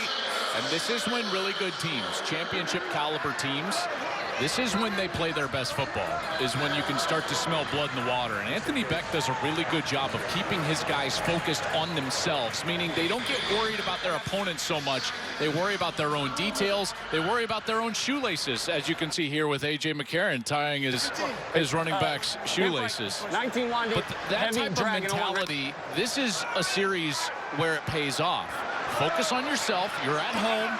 You got a chance to go up 3 scores here if you can have a methodical drive, maybe take some time off this clock as well. Set. 180. 1 set. 2nd and 2. Sailors again, thanks to his quarterback. He's got his shoe tied. He's got a first down. I would venture to guess, of the 2 quarterbacks that I have with me on this broadcast, there are a combined 0 teammates' shoes tied by the 2 quarterbacks. Well, Devin, do you ever tie? I remember last season I tied a referee's shoe. That was not a teammate. You certainly never tied Robinson's shoes. I did not. Thank goodness I didn't have to. Right. He did just fine without him tied. 180. 1 set. 1st and 10. McCarron on the slant. Mitchell the grab again. 4th catch for Stephen Mitchell. He didn't have a catch this season. He's had a nice afternoon in St. Louis. Another great crowd. Remember, the Cardinals are playing just down the street, and it's Adam Wainwright bobblehead day today, and they still got almost 33,000 in the dome for Battlehawks football. Yeah, this is great. I love it here in St. Louis. Can't wait to come back. And they also have a really good team, and that helps. And this Battlehawks team here, they smell blood in the water on this drive. 1st down and 10. McCarron, pressure, gets away. Bingham still chasing. McCarron on the run, and McCarron will just throw this one away. Good push by Raheem Bingham. And it's 2nd down and 10. And Devin, we saw that number, almost 33,000 in there. And noise is something Houston was working on and having to deal with coming into this game all week. Yeah, I mean, it's extremely impressive, you know, getting a chance to hear how loud it is. I've got my double ears on, and still you can hear how loud the fans are. Every third down, they're extremely engaged. And surprisingly enough, when they're on offense, they're being quiet. They know exactly what they're supposed to be doing. You know, it's one of the most intelligent sports cities in America. You go to a Cardinals game, they know when to cheer. You know, like, it's a really good sports town. McCarron flushed again. And McCarron will run a little diagonal out of bounds at the 47. All right, well, now 3rd down. Let's listen in. Thinking players or plays here? Let's go 10-10-10. 10-10-10. Personnel. 10 Let's personnel. go south right Z short, 3-jet wide push, speedo. South right Z short, 3-jet wide South push. Right. Z short, 3-jet. Wide push, speedo on 1. South right, Z short is the formation and the motion. 3-jet is the protection. Everything else is the passing concept. Set. Look right in the middle of that Houston defense. Who's out there? Reuben Foster. Dropping back into coverage as that pass incomplete on the sidelines toward Mitchell. Good to see Foster back out there for Houston. They need him if they're going to make a push defensively. They really do. And obviously with his history of injuries, when he goes down, it just breaks your heart. But back on the field, love to see that. And that's a nice stop for Houston. They needed it. You know, that's a series that can get away from you there, and they're helped out by a bit of a drop out there on the outside. We saw Mitchell with the touchdown catch before half, but there, Devin, that one looked like it just went off his hands. Yeah, just a bit outside, but you got to turn your hands over, right? And it's in that weird position for a wide receiver where it's not high, but it's not low. And the question is, what do I do with my hands? And he couldn't figure it out there. Great men from Ricky Bobby on have been trying to figure out what to do with my hands. Now we're into Talladega Nights. Yeah, it's been a whole Will Ferrell catalog today. Very excited to get to Anchorman in the 4th quarter. Timeout on the field. 5:58 remaining in the 3rd quarter. Don't pretend you're not impressed. The stands in St. Louis today. And on Star Wars Day, may the 4th be with you. Even get a couple of X-Wing pilots in the stands amidst all the call.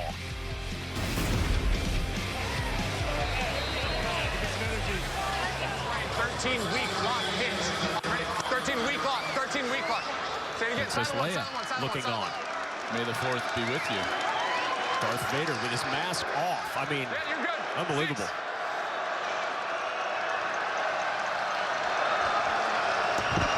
First down and 10. Pledger with the cutback. Nice recovery by Mike Rose. Another good play by this Battlehawks defense. They've not allowed a point in 2 straight halves. Donnie Abraham, part of a star-studded coaching staff on the defensive side of former NFL stalwarts. Yeah, and they are really doing great work. What I love about all these guys, Donnie Abraham, Anthony Beck, you know, even on the offensive side, you're talking about Bruce Gradkowski, is that they were all on the field, so they trust the players on the field. The players are empowered on this St. Louis team. Oh, a burst from Pledger and then planted into the turf by Quinterio Cole. Well, you talk about this coaching staff, and it is a lot of folks who've got big-time experience. Anthony Beck, Bruce Gradkowski, Donnie Abraham, Chris Claiborne. How about Leroy Glover? 21 career touchdowns for Beck, 8 years in the NFL for Gradkowski. Donnie Abraham, 38 career picks. Chris Claiborne, almost 600 tackles. And, of course, Leroy Glover may be the best of all, a 6-time Pro Bowl selection, and he's coaching the defensive line for these Battlehawks. Well, they're fundamentally sound. They're very well coached, and then they're empowered. You know, they don't panic. I just really love the entire feeling around this St. Louis organization. Sit it to the sideline where he finds Emmanuel Butler for the first down. It's somewhat similar, Joel, to what Dan Campbell's approach was in building the Detroit Lions, with a staff full of guys who had played in the league and understood what it was like to be a recent player. There's just a massive amount of trust. Even when we talked about to A.J. McCarron about the coaching staff, you could just tell it's like they almost view each other as peers. This is professional football. You don't have to, you know, you're not these guys' boss. You're there to help them succeed, and they approach the game as such. shy of midfield as Mark Thompson gets the carry and an ankle tackle by Mike Rose, who's played a whale of a game today. Hasn't he? He had 11 tackles last week. You know, he's playing next to Willie Harvey, and Harvey and him, they shared a year together at Iowa State, if you remember. Harvey was a senior, Mike Rose was a freshman, and they were on that Iowa State defense together. We don't see Harvey in quite as much as Rose because Rose can stay in on nickel situations. He's fast, he can fly around, already 6 tackles here, 11 last week. Former Big 12 Defensive Player of the Year in that COVID year in 2020. Second down and 9. Sinnott all day to throw. Now the pocket breaks down, trying to get it to Thompson, and Battlehawks were all over that play from the jump. Got good coverage down the field. This secondary, you know, they don't get enough love. Holding, number 38, defense. Oh, there's a hold. 5-yard penalty, automatic first down. You wonder why no one was open? There's apparently a hold. Brandon Sebastian, number 38, called for the hold. Here we go, hey. It's working on the outside. One right slot. 34 split. There's 38, top of the screen. And as Reed Sinnott is trying to look, I believe he's working against Butler. Yeah, he is. And Butler works inside and just pulls his jersey over his pads. Easy call for the official and a first down for Houston. Got to take advantage of this.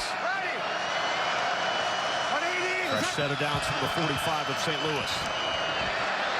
Trying to bounce outside is Thompson. Thompson still on his feet. That is an outstanding 6-yard run by Mark Thompson. How he got 6 out of that, I'll never know. Yeah, it's very difficult because anytime he's in there and he's lined up right here in the home position, here's what you got. Is all these second-level defenders down. And you look how aggressive they're being towards this run play. So it's all on Mark Thompson. They don't have enough blockers in front. I think in order to get Thompson more space, they should spread them out. Get into a 4-wide receiver set with Mark Thompson in the backfield. The problem is every time they go to that 4-wide receiver set, they put Pledger in the game as the small running back and the pass catcher. Second down. Sinnott just had to get rid of that one. He tried the play fake, but Mike Rose didn't bite on that fake at all. I tell you, Rose is so instinctual as a player and just understands his position. He's going to come off the field here on 3rd down. But he has played a whale of a game, just in passing lanes, making tackles for Anthony Beck.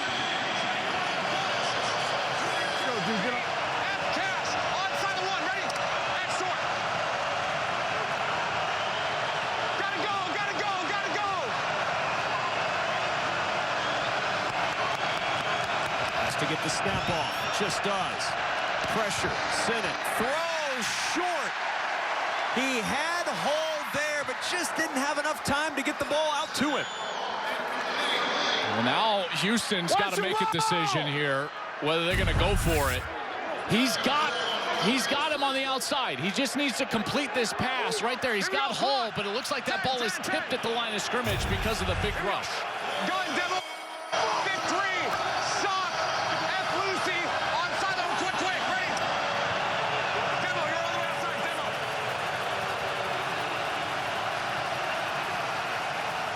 Fourth and 3, and the crowd roars.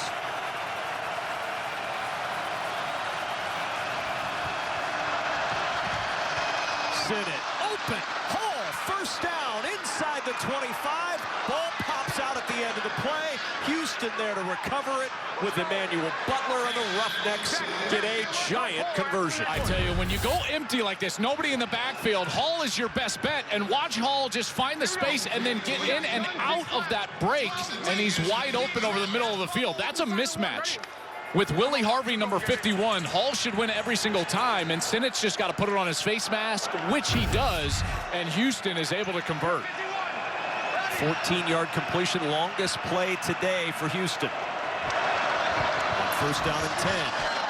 The play fake and the pass incomplete towards Ratliff Williams. It'll bring up 2nd and 10. Gun trips right. Gun trips right. Polar. Gun trips right. Polar. Gun trips right. Let's do this from under center. Can you do it from under center or pistol? Want pistol? Hey, can we get Doesn't have to snap it. And there's an injured Battlehawk. Mike Rose is down. Oh, my goodness. They'll tend to Rose, and we'll step his season debut as part of our crew. Of course, Wainwright's longtime St. Louis Cardinal, just up the road from the Dome. 2nd and 10. Could be the final play of this third quarter. They don't have to snap it if they don't want it. Mike Rose in the medical tent for the Battlehawks. And movement up front. And a flag is down. Sinnott wanted the free play. Why are you blowing it dead? Bobbing his head. For snapping his head. He can bob his head. He's bobbing his head all game. It's been our cadence all game. It's been our cadence all game. You can't call that. You can't call it. It's been our cadence all game. False start on the center. Offense. Please put 1 second on the game clock. The whistle, the game will start on my whistle. You look inside, that's Jack Kramer, the center. Look, he's going to look back, and then he's going to pump that head. And then he snaps it. I disagree. He's been doing that. That's been the cadence all day long. Kramer, he doesn't like it. Sinnott doesn't like it. I don't like it. And at the end of the third quarter, Houston still frustrated after that penalty on Jack Kramer, the center. 14-0 through 3, St. Louis. Happy about the penalty called against Jack Kramer. Let's go to the U.S. Army Command Center and bring in our guy, Mike Pereira. Mike, you heard all that. You watched all that. You heard what Joel Klatt said. What did you think of this? I think it's the right call, and I'll tell you why. We went all the way back. He's bobbed his head one time only and then snapped the ball right afterward. You look for a trend, and in this case, he didn't do that. He actually bobbed his head once, didn't snap it, and then bobbed his head twice, didn't snap it, and then finally the defense jumped. And so if you keep the same sequence, fine. But if you're going to vary like that, then it's a foul. Well, when you describe it like that, Mike, then I can't disagree with you, and that's why you're the best in the business. So, false start offense. That's all I got to say. 10th play of the drive. 2nd and 15 after that 5-yard penalty. Thompson trying to get some yardage back. He'll find none. Absolutely nothing for Mark Thompson, and now it's 3rd and long. You know, this is a long yardage situation, so if I'm Houston, I'm thinking about where do I need to get to feel comfortable going forward on 4th down, knowing that a field goal doesn't really help me. It's still a 2-possession game at that point. It's 3rd and 15, so what's the threshold? Do I need to get to 4th and 6? Do I need to get to 4th and 5? Reed Sinnott needs to know that right now.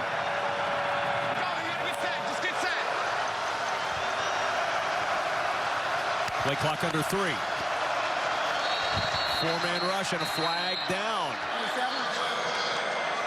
77? Yeah. I guess. False start. Number 51, offense.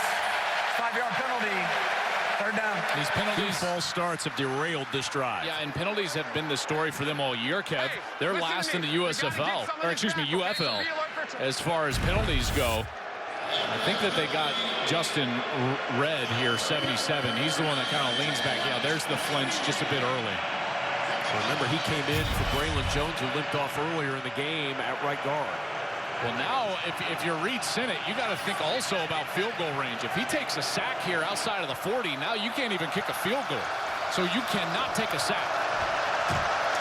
On a stunt up front to get free. Sinnott finds an open man. That's Justin Hall, and Hall fights his way down to the 16-yard line. And I think that keeps him alive for a 4th down. They're going to stay on the field. Now it's inside, what is it now, 4th and 3, Kev? Is that about what it looks like? I picked up 18 there, so it's about 4th and 2, 4th and 3. I mean, 13 week. That's what's right, 13 week. Here we go. Gun trips right. 13 week block wide. Hits on 1. Ready? Gotta go. Officially 4th and 2, and Sinnott's got to deal with this crowd.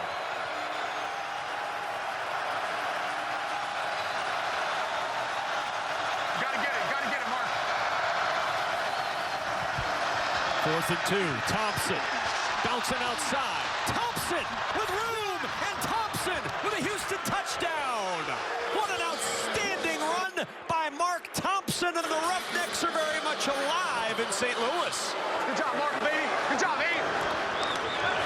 What a run from Mark Thompson.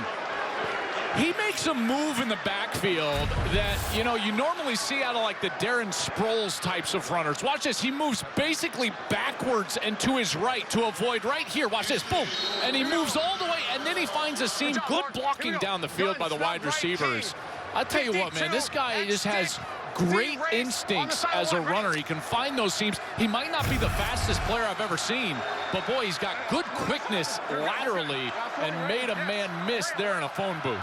Oh, and I love your point about blocking, Joel. How often on a play where you reverse it do you see somebody with an illegal block because it's going the opposite way? Sinnott under pressure, and he'll go down on the two-point try. But Mark Thompson, Joel Klatt coming up with the biggest play of the day for the Houston Roughnecks. Keeping them in the ball game. Mark Thompson led them to 4 straight wins a year ago, trying to do the same here in 2024. Let's go. Back in St. Louis, a 14-6 lead. Tight ball game with 13:05 to play in the fourth. Houston desperate to get their season back on track. Reed Sinnott has gone the whole way at quarterback. He's played a solid game. He's got his team right in this thanks to the touchdown run from Mark Thompson. And now a little bit of pressure, Joel, on A.J. McCarron and this Battlehawks offense. They've not been tested a ton this season, especially over the last couple of weeks. On their last offensive series, you got the thought or the feel that, you know, if they had a long drive and were able to score a touchdown, go up 3 possessions, you could kind of put the game away. And Houston answered the bell with not only a stop defensively, but then a nice touchdown drive, including a conversion after a 3rd and 20, and then the 4th down from Mark Thompson. Battlehawks get good field position from the 40-yard line. Let's watch the right side of this offensive line. Remember, it's been retooled today with injuries. Yeah, so you've got Abdul Beecham, 62, Eric Magwood, 77, and early it wasn't great. They gave up the sack, but since they've held their own. Now, has it been perfect? No, but look how many times McCarron is able to double pump, get to his 2nd and 3rd man in the progression, and because of that, they've been able to move the ball down the field. So they have gotten better and better, and that offensive line has only given up the 1 early sack today, and since then, they've held up. Right side. First down at Sailors. Minimal gain over the left side. Joel, how much does A.J. McCarron help the right side of the offensive line get comfortable by getting the ball out as quick as he does? The quarterback is always the 6th man in the protection. Even when you only have 5 up front blocking, the quarterback has to be in that mold because he's protecting himself with his timing. He needs to understand when he has to throw the football based on the picture and the spacing that is created from the wide receivers, and then play in rhythm on his feet. If he's holding the ball too long, the O-line will never be able to hold up. 2nd and 9 after the 1-yard run. Oh, tough snap. McCarron able to pick it up. Now he's just going to scramble and get good yardage out of a busted play. Errant snap, and McCarron cleans it up. 3rd and short coming up. I mean, this is busted right from the get-go with the snap being low like that. It looks like it almost goes off the leg of the center. Panashuk. And McCarron does a nice job, and there's one of his old teammates, Reuben Foster, right there. They gave each other a nice dap after the play. Set. 3rd down and a long one. Right side. Pearson in motion. He'll swing it to Pearson, and Pearson can't pull it in. And now 4th down. Well, we've seen Anthony Beck trust his players. I don't know if this is the time with how good his defense generally is, but he's going to keep his offense on the field. 14-6. You sense a little bit of panic in the crowd right now. The 32,000 strong here. 4th and 1. Battlehawks going for it. Nervous time in St. Louis. Right side. 4th and 1. Sailors bouncing. Won't get it. Houston's defense standing strong. And the Roughnecks rough on that Battle Hack offense. And the Battlehawks are turned away on 4th down by the Roughnecks. What a job by that defensive line. That's a couple of stops in a row. with the game on the line, with their season on the line. Houston holds strong, 14-6. Well, let's go back to that sequence there. Houston gets a big stop, but it started on 3rd down. Watch here as Ja'Cour Pearson, he has a first down in his pocket, just drops it. That's 3rd and 1. So a missed opportunity. McCarron put it right on the money. Pearson has got to make that catch and move the chains. Why? Because here on 4th down, everybody loaded up to stop the run, and J.T. Tyler, number 33 from his linebacker position, does a great job getting in there early and then making the secondary stop against Jacob Sailors. And here we are with the Roughnecks with a great opportunity. Offense back on the field, down a score. And the first time today that either team has started in their opponent's territory from the 48-yard line, and this play is stopped before it starts, and they're going to be out of Battlehawks territory. 6, offense. It's a 5-yard penalty, still first down. Their details are just not strong up front for Houston. And the reason is Sinnott has to understand that you cannot snap the ball until your offensive line is set. They have a 6th offensive lineman there in the game, and they're trying to run the football with Mark Thompson, and the 6th offensive lineman is trying to get into his stance in basically the tight ends alignment, and Sinnott snapped the ball. 3rd false start in the last 2 drives for Houston. Of course, they scored a touchdown with the 2 false starts on the last drive. 1st and 15. Sinnott hit as he throws incomplete. Pressure immediately off of that right side, and again it looks like Travis Feeney going to get pressure on an inside move. Watch how quickly he goes inside and then gets to that throwing arm of Sinnott. He can't get the ball out cleanly. 13-week lock shooter on the side of quick. Ready? Side quick. That was Chris Garrett. Number 48 had a blocked punt last week as well. Former 7th-round pick of the Rams in 2021. Handoff up the middle. Thompson trying to fight into Battlehawk territory, and he stood up at midfield. And now a 3rd and long again for the Roughnecks. But remember, Kev. Flex right, 22 paint bump Henry. It's not always about getting the first down here. It's about also creating a situation where you can go for it on 4th down. They just did this on 3rd and 20 on their last series. If they can get within, I would say 4 yards, they'll go for it on 4th. Justin Hall was the target the last time they needed a big play. Play clock under 4. Sinnott just gets the snap off on 3rd and 12. Steps away, hit as he throws, ball floating in the air. It's recovered by St. Louis, scooped up by Willie Harvey, and down at the 49. Boy, I would be shocked if this is a fumble. The ball doesn't generally move forward unless the hand moves it forward. Taking a look. It's just a matter of when he loses control. Tough base on that look. This one here, I like this look, this last look. Yeah, this look here, which sees it from the side. Here looks at the hand. See it moving forward with control. Okay, Derek, we're gonna make this an incomplete pass. Got it. We got the one side from behind that show that the hand had started to move forward. So we're going to make this an incomplete pass. Okay, 4th down, and we got chains already set up. 4th down at the 49. Okay. Yeah. After review, the quarterback's hand was going forward prior to losing control. It's an incomplete pass. It'll be 4th down. Dal Mopenu with the pressure right up in the face of Reed Sinnott, and it's 4th and 12. You know, it's interesting, Kev, with the super challenge. If you're C.J. Johnson, do you throw your super challenge and say that Sinnott was hit in the face? That would be interesting. He got him on the face mask, it looked like, as Dal Mopenu came in on the pressure. Well, we've got a stoppage here with 9:42 to go in 4th. Guys. Did I blow a whistle? Get what do we think here? K-ball. Would this constitute a penalty? Prior to the ball being ready for play, this is going to be 4th down again. Well, I mean, that would be... I don't want to bring in Mike until they snap it, because at this point, C.J. Johnson still has the opportunity to throw that flag.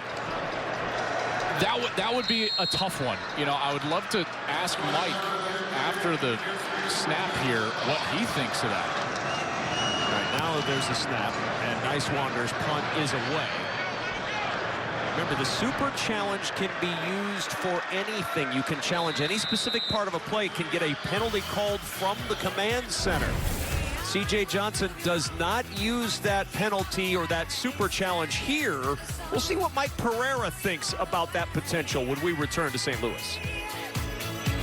Lead for St. Louis. Joel and I were talking about this before the break. Dalmo Paynu comes in on the rush of Reed Sinnott, and let's go to the U.S. Army Command Center and bring in Mike Pereira. Mike, had Curtis Johnson challenged that hit to the face from Dalmo Paynu, would he have had a challenge to get a personal foul attached to that play?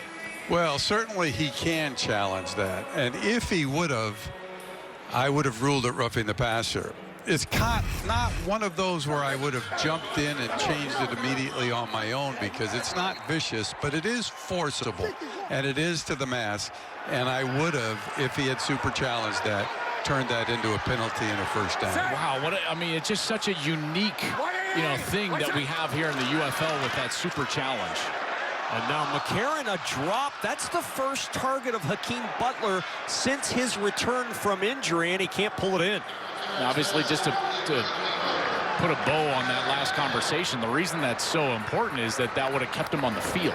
Right? Would have been a first down. It's a first down on a conversion opportunity, and he doesn't super challenge it. And I mean, listen, hindsight's always 20/20, and that's very difficult to see from the sideline. But boy, just an interesting aspect of the UFL here. Second down and 10. And McCarron stepping away. He's not going to get away from the pressure. Roneen Bingham reached out his hand and was able to yank McCarron back into the pocket and pull him down for the sack. I tell you, you got to give this defense a lot of credit, right, guys? I mean, Devin, they are flying around. Reuben Foster back on the field, and they are getting stops. Absolutely, and I think we need to check Bingham's hand for Stickum, because he reached out and grabbed A.J. McCarron's arm and did not let go. Bingham has done a really nice job today in that pass rush, and this Houston defense, who honestly was not great a week ago, they have been very good here today. 3rd and 12. Handoff up the middle and nowhere to go for Jacob Sailors. And some Boo Birds cawing down from the Battlehawks fans. Well, you just know how aggressive that St. Louis normally is. And I know that they threw it on first down, but Anthony Becht here looking at this and thinking to himself, I'm going to try to put the game in my defense's hands now inside of 8 minutes. They target Butler on first down. He drops it. Go to the run plays, and Houston is ready for it. Credit Roneen Bingham. That's a couple of really nice plays here on back-to-back 2nd and 3rd down. Well, this Roughnecks defense has stood tall. 3 and out after the 4-play drive with a turnover on downs. And the punt, a short punt, out of bounds. An outstanding field position again for Reed Sinnott and this Roughnecks offense. Out of bounds at the 46-yard line. And Reed Sinnott and the Roughnecks 54 yards away from potentially tying this one up. The special teams have been such a strength for St. Louis during the course of the year. They made all their 4 field goal attempts a week ago. They blocked 2 punts. And here today, it just has not been going their way. Now, Houston gets back on the field with great field position here, just down a score. Boy, credit Houston's defense. Remember, guys, Houston gave up 358 total yards last week to Birmingham, 32 points. And tonight, against the #1 scoring offense in the league, they've only given up 14. And on first down, a gaping hole for Pledger into the secondary, and a first down at the Battlehawk 41-yard line. So St. Louis gets out of position on this rotation. Watch as the safety is going to come down. As the safety comes down, he's going to go outside, and the outside linebacker, he cuts inside and creates a big hole there for Pledger to exploit on the right side. On the side, quick, ready?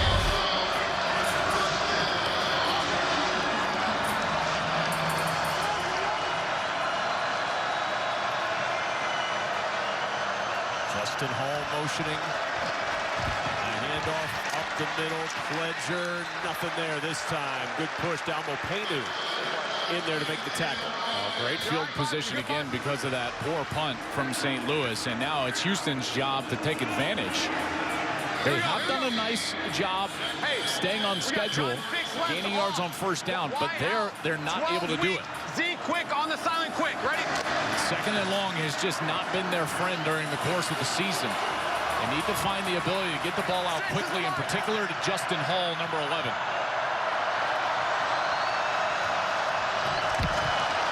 Second and 11. Here's Anthony Ratliff-Williams, and down to the 38. Big third down coming up. Let's listen in. Y to double left Quizno, 23 paint, Y read F Mars. Y to double left Quizno, 23 paint, Y read F Mars. Y to double left Quizno, 23 paint, Y read F Mars on the silent, quick, ready? Eric Price needs to know if he's going for it on fourth down right now. He needs to have his fourth down play call ready. That's what he's thinking about as Sinnott and the offense operate on third. Thompson in the backfield. Emmanuel Butler in motion. Four-man rush. Sinnott throws. Almost intercepted by Cameron Kelly.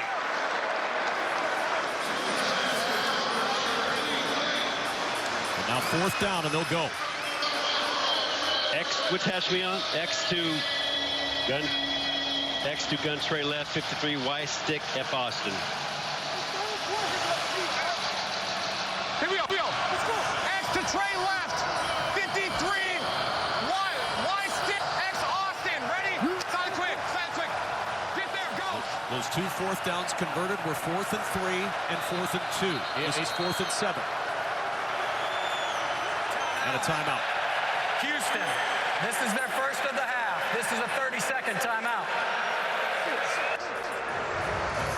Stick may not get it, though, because he may bring him back.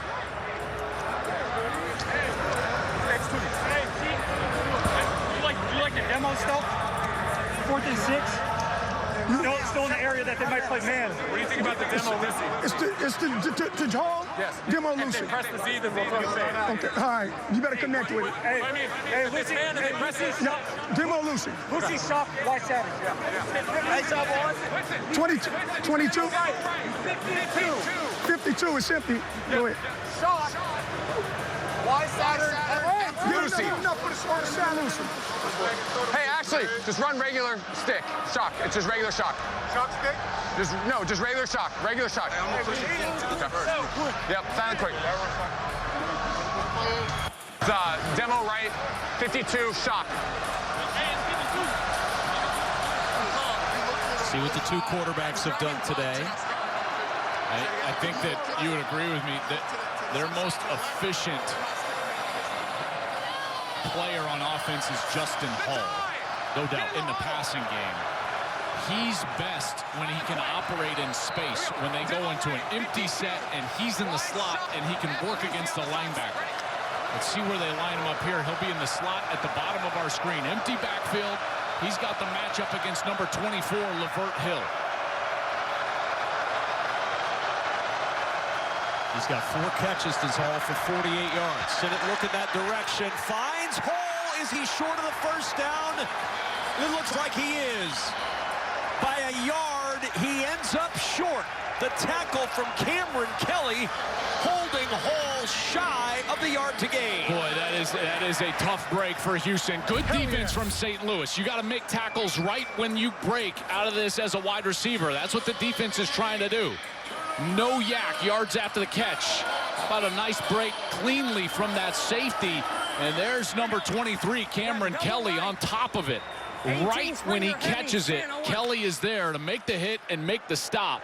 If you're Hall, that route has got to get run deeper. Even if it's designed as a 5-yard route, Devin, you would know this. On a 4th and 7, that's got to be run at 7 yards. The timing has to change ever so slightly. 100%. The quarterback understands that, so you won't get in trouble with the quarterback for doing that. You have to get the first down. That's the first priority. The depth is unimportant.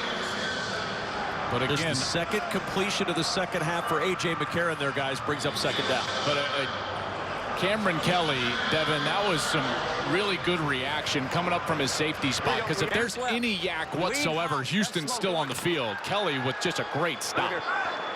And also, if you get the necessary yardage, you get that forward progress, right? So even if he makes contact super quickly and drives you back, you do still get the first down. 180! White side! 2nd and 3. High snap pulled down. Sailors backs his way to the 43-yard line. Right near the line to gain for the first down for the Battlehawks. Clock continuing to run. 1st and 10, St. Louis. Well, now Houston's going to have to Timeout on the field for an injury. Start thinking about those 2 timeouts that they have. Guys, I just keep thinking about that end sequence inside of 2 minutes of the first half. Houston's driving. They're in field goal range. Mark Thompson fumbles after the completion, and St. Louis goes down and scores with no time left. They run a snap with 4 seconds to go in the half. They get the touchdown, and that's the difference in the game. I mean, I tell you what, man, that sequence was just massive. And Joel, one thing down here, and when we talked to Coach CJ at halftime, he said we're going to keep fighting. This defense doesn't feel like they are giving up at all. Yeah, I agree. This is that sequence I was just talking about, Dev. And there's the fumble from Mark Thompson. Great hit by Mike Rose, who had to leave the game with an injury. And then here's the ball.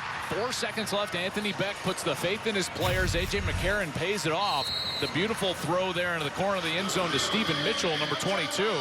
And here we are in a one-possession game, 14-6.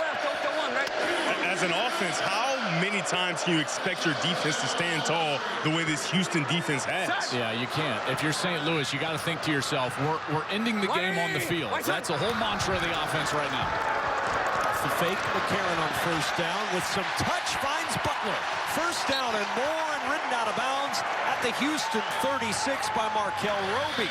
But Butler back into the game and back into the yardage column with a big 1st down. Devin, I loved this play call in this situation. You know the defense is going to be fast flow to the run, and why not just boot out of it? You fake the pitch, he boots out of it, and those guys are wide open. That's a beautiful play call, ain't it, Dev? The defense knows that you want to run some time off the clock. Well, use that against them. They fast flow, you get on the edge, and A.J. has shown with this new life in the UFL that he can move, get him on the edge, make a play. Here's McCarron on 1st down, again going up top for Butler. Hakeem Butler may have just salted it away for the Battlehawks.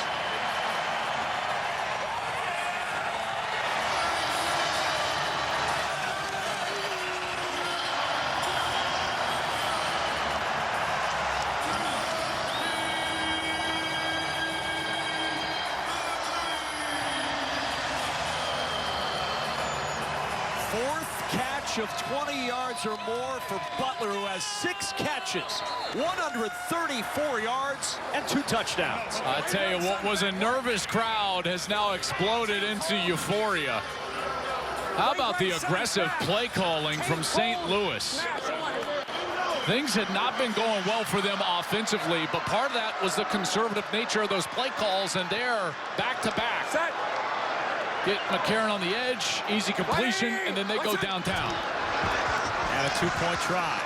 Sidearm sling, and walking in is Jacob Sailors for 2.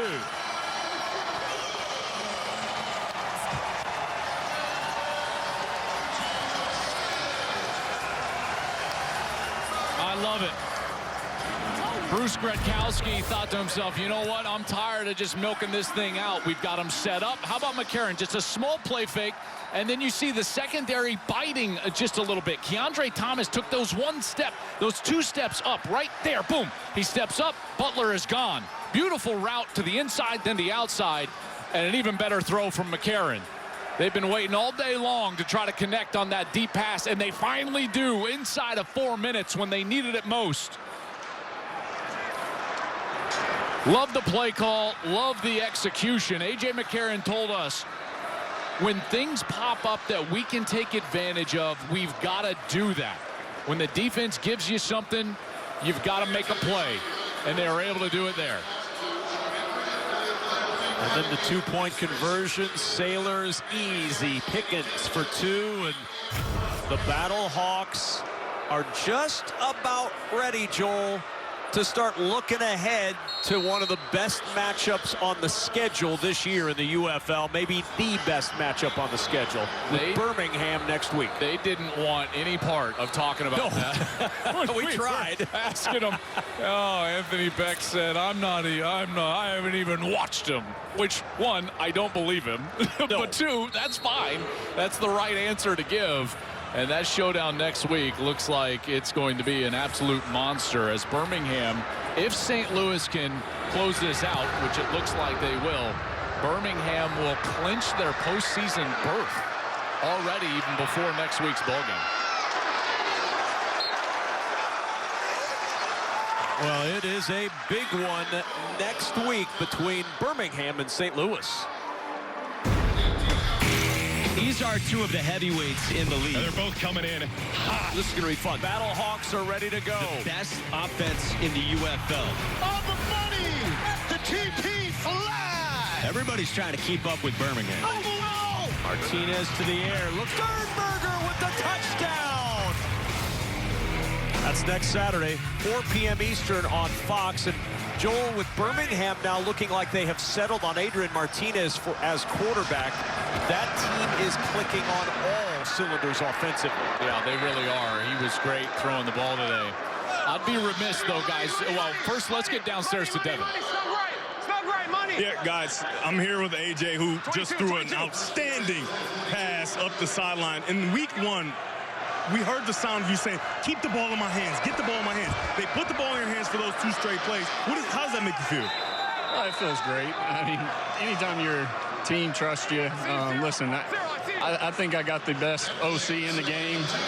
Bruce, listen, it's not always going to be great and pretty, right? I mean, you played the quarterback position before.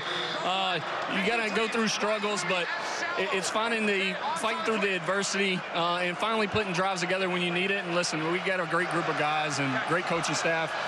We just got to go out and finish this one now. Joel and I are both jealous that you get to throw to Butler. Good luck for the rest of the game. Appreciate it.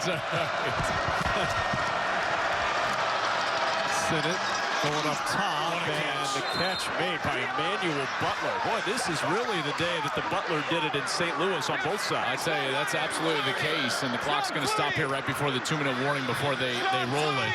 Real quickly, as great as that touchdown was, it does provide a little life for Houston. Houston in a 2-possession game here still. 2 timeouts left. They've got this 2-minute warning. They've got the 4th and 12 option for an onside kick. Butler scores, gives Houston the ball. They've still got a little life. Lands on the ground, as you'll see, and then the ball pops loose. It's going to pop loose in his hands, and by the time he regains control, he's already out of bounds, and so therefore it's incomplete pass. Now Houston has challenged the play. They have challenged that number 38, the defensive player for St. Louis, committed defensive pass interference on the play. Pretty much have to have contact to have defensive pass interference. So we're going to deny their challenge. So what we're going to have is we're going to have an incomplete pass, 2nd and 10 at the 48, and we'll start playing again. After review, it was determined that there was no pass interference. Houston loses their challenge and will be charged to timeout. It will be 2nd and 10 at the 48-yard line. Game clock will start on my signal. Wow, I mean, what a great look there by the camera crew, and Mike explained that beautifully well. That little bobble after the initial control costs them a huge completion there. Tiki, if I'm hot, it's coming to you. And that was a bit of a Hail Mary challenge on that pass interference. I'm not sure it was worth the timeout in a critical situation for Houston. That's going to cost them a timeout, and they no longer have their super challenge. I agree with you, Kev. They do still have the 4th and 12 option. If they were able to score, they could try to get the ball back with the 4th and 12. But they've got to get down the field in a hurry. 2nd and 10. Oh, my goodness. There was an absolute obliteration on the right side of the line of Ty Rodgers, putting pressure on Sinnott, and Sinnott's hurt. This is the 2-minute warning. Here's the rush from Damupenu off of the right side. And look, he just is right in there right away. And then you can tell immediately he gets that hand, Sinnott does, hit in the contact as he threw right there. And I can tell you that Devin, as you know, man, any contact with your hand as you're trying to throw the ball, it just kills. Yeah, 100%. And the one thing that you want to be able to do is continue to play. So this little stop right here, this little stoppage is the worst thing for it when that type of thing happens. Yeah, that's right. Now, this is the 2-minute warning. And they still do have Jarrett Garantano. And Garantano was their starter originally. And we were told, guys, remember, Curtis Johnson told us he's going to play today. And he has not played, missed the last 3 weeks with a chest injury. And here Reed Sinnott looks like he's trying to flex that hand in the huddle and keeps himself in the game. Jarrett Garantano has not had a full practice, according to his head coach, but you're right, Joel. He told us under no uncertain terms, if he's up, he's playing. And we have not seen him at all in this ball game, and Reed Sinnott's going to stay in the game despite this hand issue. I always felt as soon as I had something wrong with my throwing hand, I had it hit, whether it's a thumb or a finger or anything. We got 23, double left, 23 paint, Z under, alert dart with the F sail. Okay, here we go. Onside quick, ready? Guys, the tendency is to miss high because you don't have the firm grasp of the football. Yep. When you have that's exactly a hand, right, Joel. this is when I get nervous about an overthrow, and tips and overthrows always end up with interceptions. Rubbing his hands together, trying to loosen it up. Tough snap to handle on 3rd down. He throws a strike, but a good tackle of Cyril Grayson before he could turn it upfield by Brandon Sebastian, and it's 4th down. And another one of these tackles right when the ball arrives, and now it's 4th down. Here's the game. Houston's got to get it. They must convert or they turn it over on downs, and only one timeout left. They wouldn't be able to stop it enough. 2 for 3 today on 4th down. Pressure coming. Sinnott throws a floater incomplete. Justin Hall never saw it. And a turnover on downs will lock it up for the Battlehawks. Tried to go to Justin Hall on the fade. They get man coverage here out of the slot. Except they get a blitz right in his face. So he's got to release this before he wants to. And because of that, Hall never located the football. You can see he's looking back. He doesn't even know that the ball is thrown until it hits the ground. And it's incomplete. Reed Sinnott just didn't have the time. Good pressure call from Donnie Abraham.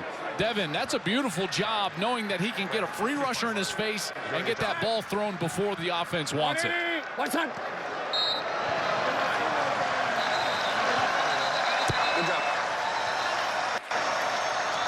The odds to win a UFL championship: Birmingham plus 120, St. Louis plus 150.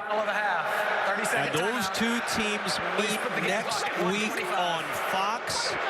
Two powerhouses, two teams that seemingly have been chugging towards this date all year long. Birmingham got nearly 370 yards passing today from Adrian Martinez. A battle of two of the best, maybe the two best quarterbacks in the UFL right now, Adrian Martinez and A.J. McCarron, next week on Fox. And two coaches that I tell you just have a great pulse of their team. And Anthony Beck, Skip Holtz, A.J. McCarron, Adrian Martinez. Boy, we got a showdown next week. This is going to be a fun one. St. Louis, this defense is really good. They go overlooked. #1 total defense in the UFL. They'll be going up against what can only be considered the hottest offense in the league. And then you get that Birmingham defense against this high-powered, explosive, A.J. McCarron-led passing game with Hakeem Butler, Marcel Aitman, Stephen Mitchell. That's going to be a fun one, boys. McCarron takes the knee. 45 seconds and counting to go. There's going to have to be one more snap. I was trying to time it out. Couldn't time it out. Wasn't their best offensive game. I think that they'll be the first ones to say that. Well, they've scored 27 at least, at a minimum, every game this year up until today. Only 22, but they're able to get it done with that terrific defensive performance. Last 3 Houston drives, Joel, 3 and out, turnover on downs, turnover on downs. When they needed to win with defense, they found a way with defense today. Timeout, And St. Louis about to go to 5-1 on the season. 30-second timeout. Well, before we get to that matchup next week, we've got a UFL doubleheader tomorrow. First, it's the Arlington Renegades taking on the suddenly red-hot Michigan Panthers at 1 Eastern. Then the San Antonio Brahmas. They're in the conversation in the UFL. Battle the DC Defenders at 4, all on Fox and the Fox Sports app. Can't wait for that one tomorrow. And I got to tell you, I'm already looking forward to next week. That's going to be fun. Stallions and Battlehawks. And the challenge now with Birmingham is how do you stop this offense? Adrian Martinez can hurt you on the ground. He can apparently hurt you through the air now. This week, let's focus on Skip Holtz has really game planned his quarterback game very well over the last couple of weeks. He sure has, but think about it the opposite end of the spectrum. They're going to have to go up against a defense that's given up 6 total points in the last 6 quarters of football. So, you know, this St. Louis team, they're getting it done on that side of the ball. We'll have to see if Mike Rose can come back, though. He's been terrific over the last few.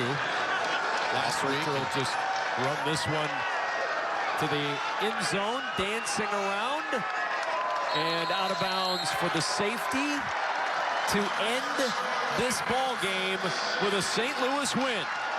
Now 5-1, their 5th straight win, 3-0 at home. Anthony Beck to the Battlehawks. A.J. McCarron and company facing off against the Birmingham Stallions next week. And now he can finally, Joel, he can look at some tape. He can see what Birmingham does because it's time to focus on the Stallions. I don't know if he's going to like what he sees, but I tell you what, we are going to love what we see next week. Big win here for St. Louis. Birmingham 22-8. Yeah, Birmingham, by the way, with this Houston loss, they clinch a playoff spot. That's how good Birmingham has been. But dealing with that, man, Akeem Butler is not going to be easy. I can tell you that. I can't wait for this one. This one's going to be good. St. Louis. Yeah, I would say St. Louis has been probably the most complete team, defensively and offensively. So we'll see how that plays out next week. Devin Gardner is with another quarterback, A.J. McCarron of the Battlehawks. Yeah, A.J., big test by this defense. Offense didn't have its best day, but when they needed you most, you came up big. What can you say about the resolve of your offense? Yeah, hey, listen, it's part of it, right? You're going to have games where you blow people out and put up a ton of points. You're going to have games where you just struggle. But the thing is, fighting through the adversity as a team, being able to put drives together when you have to, and we did that.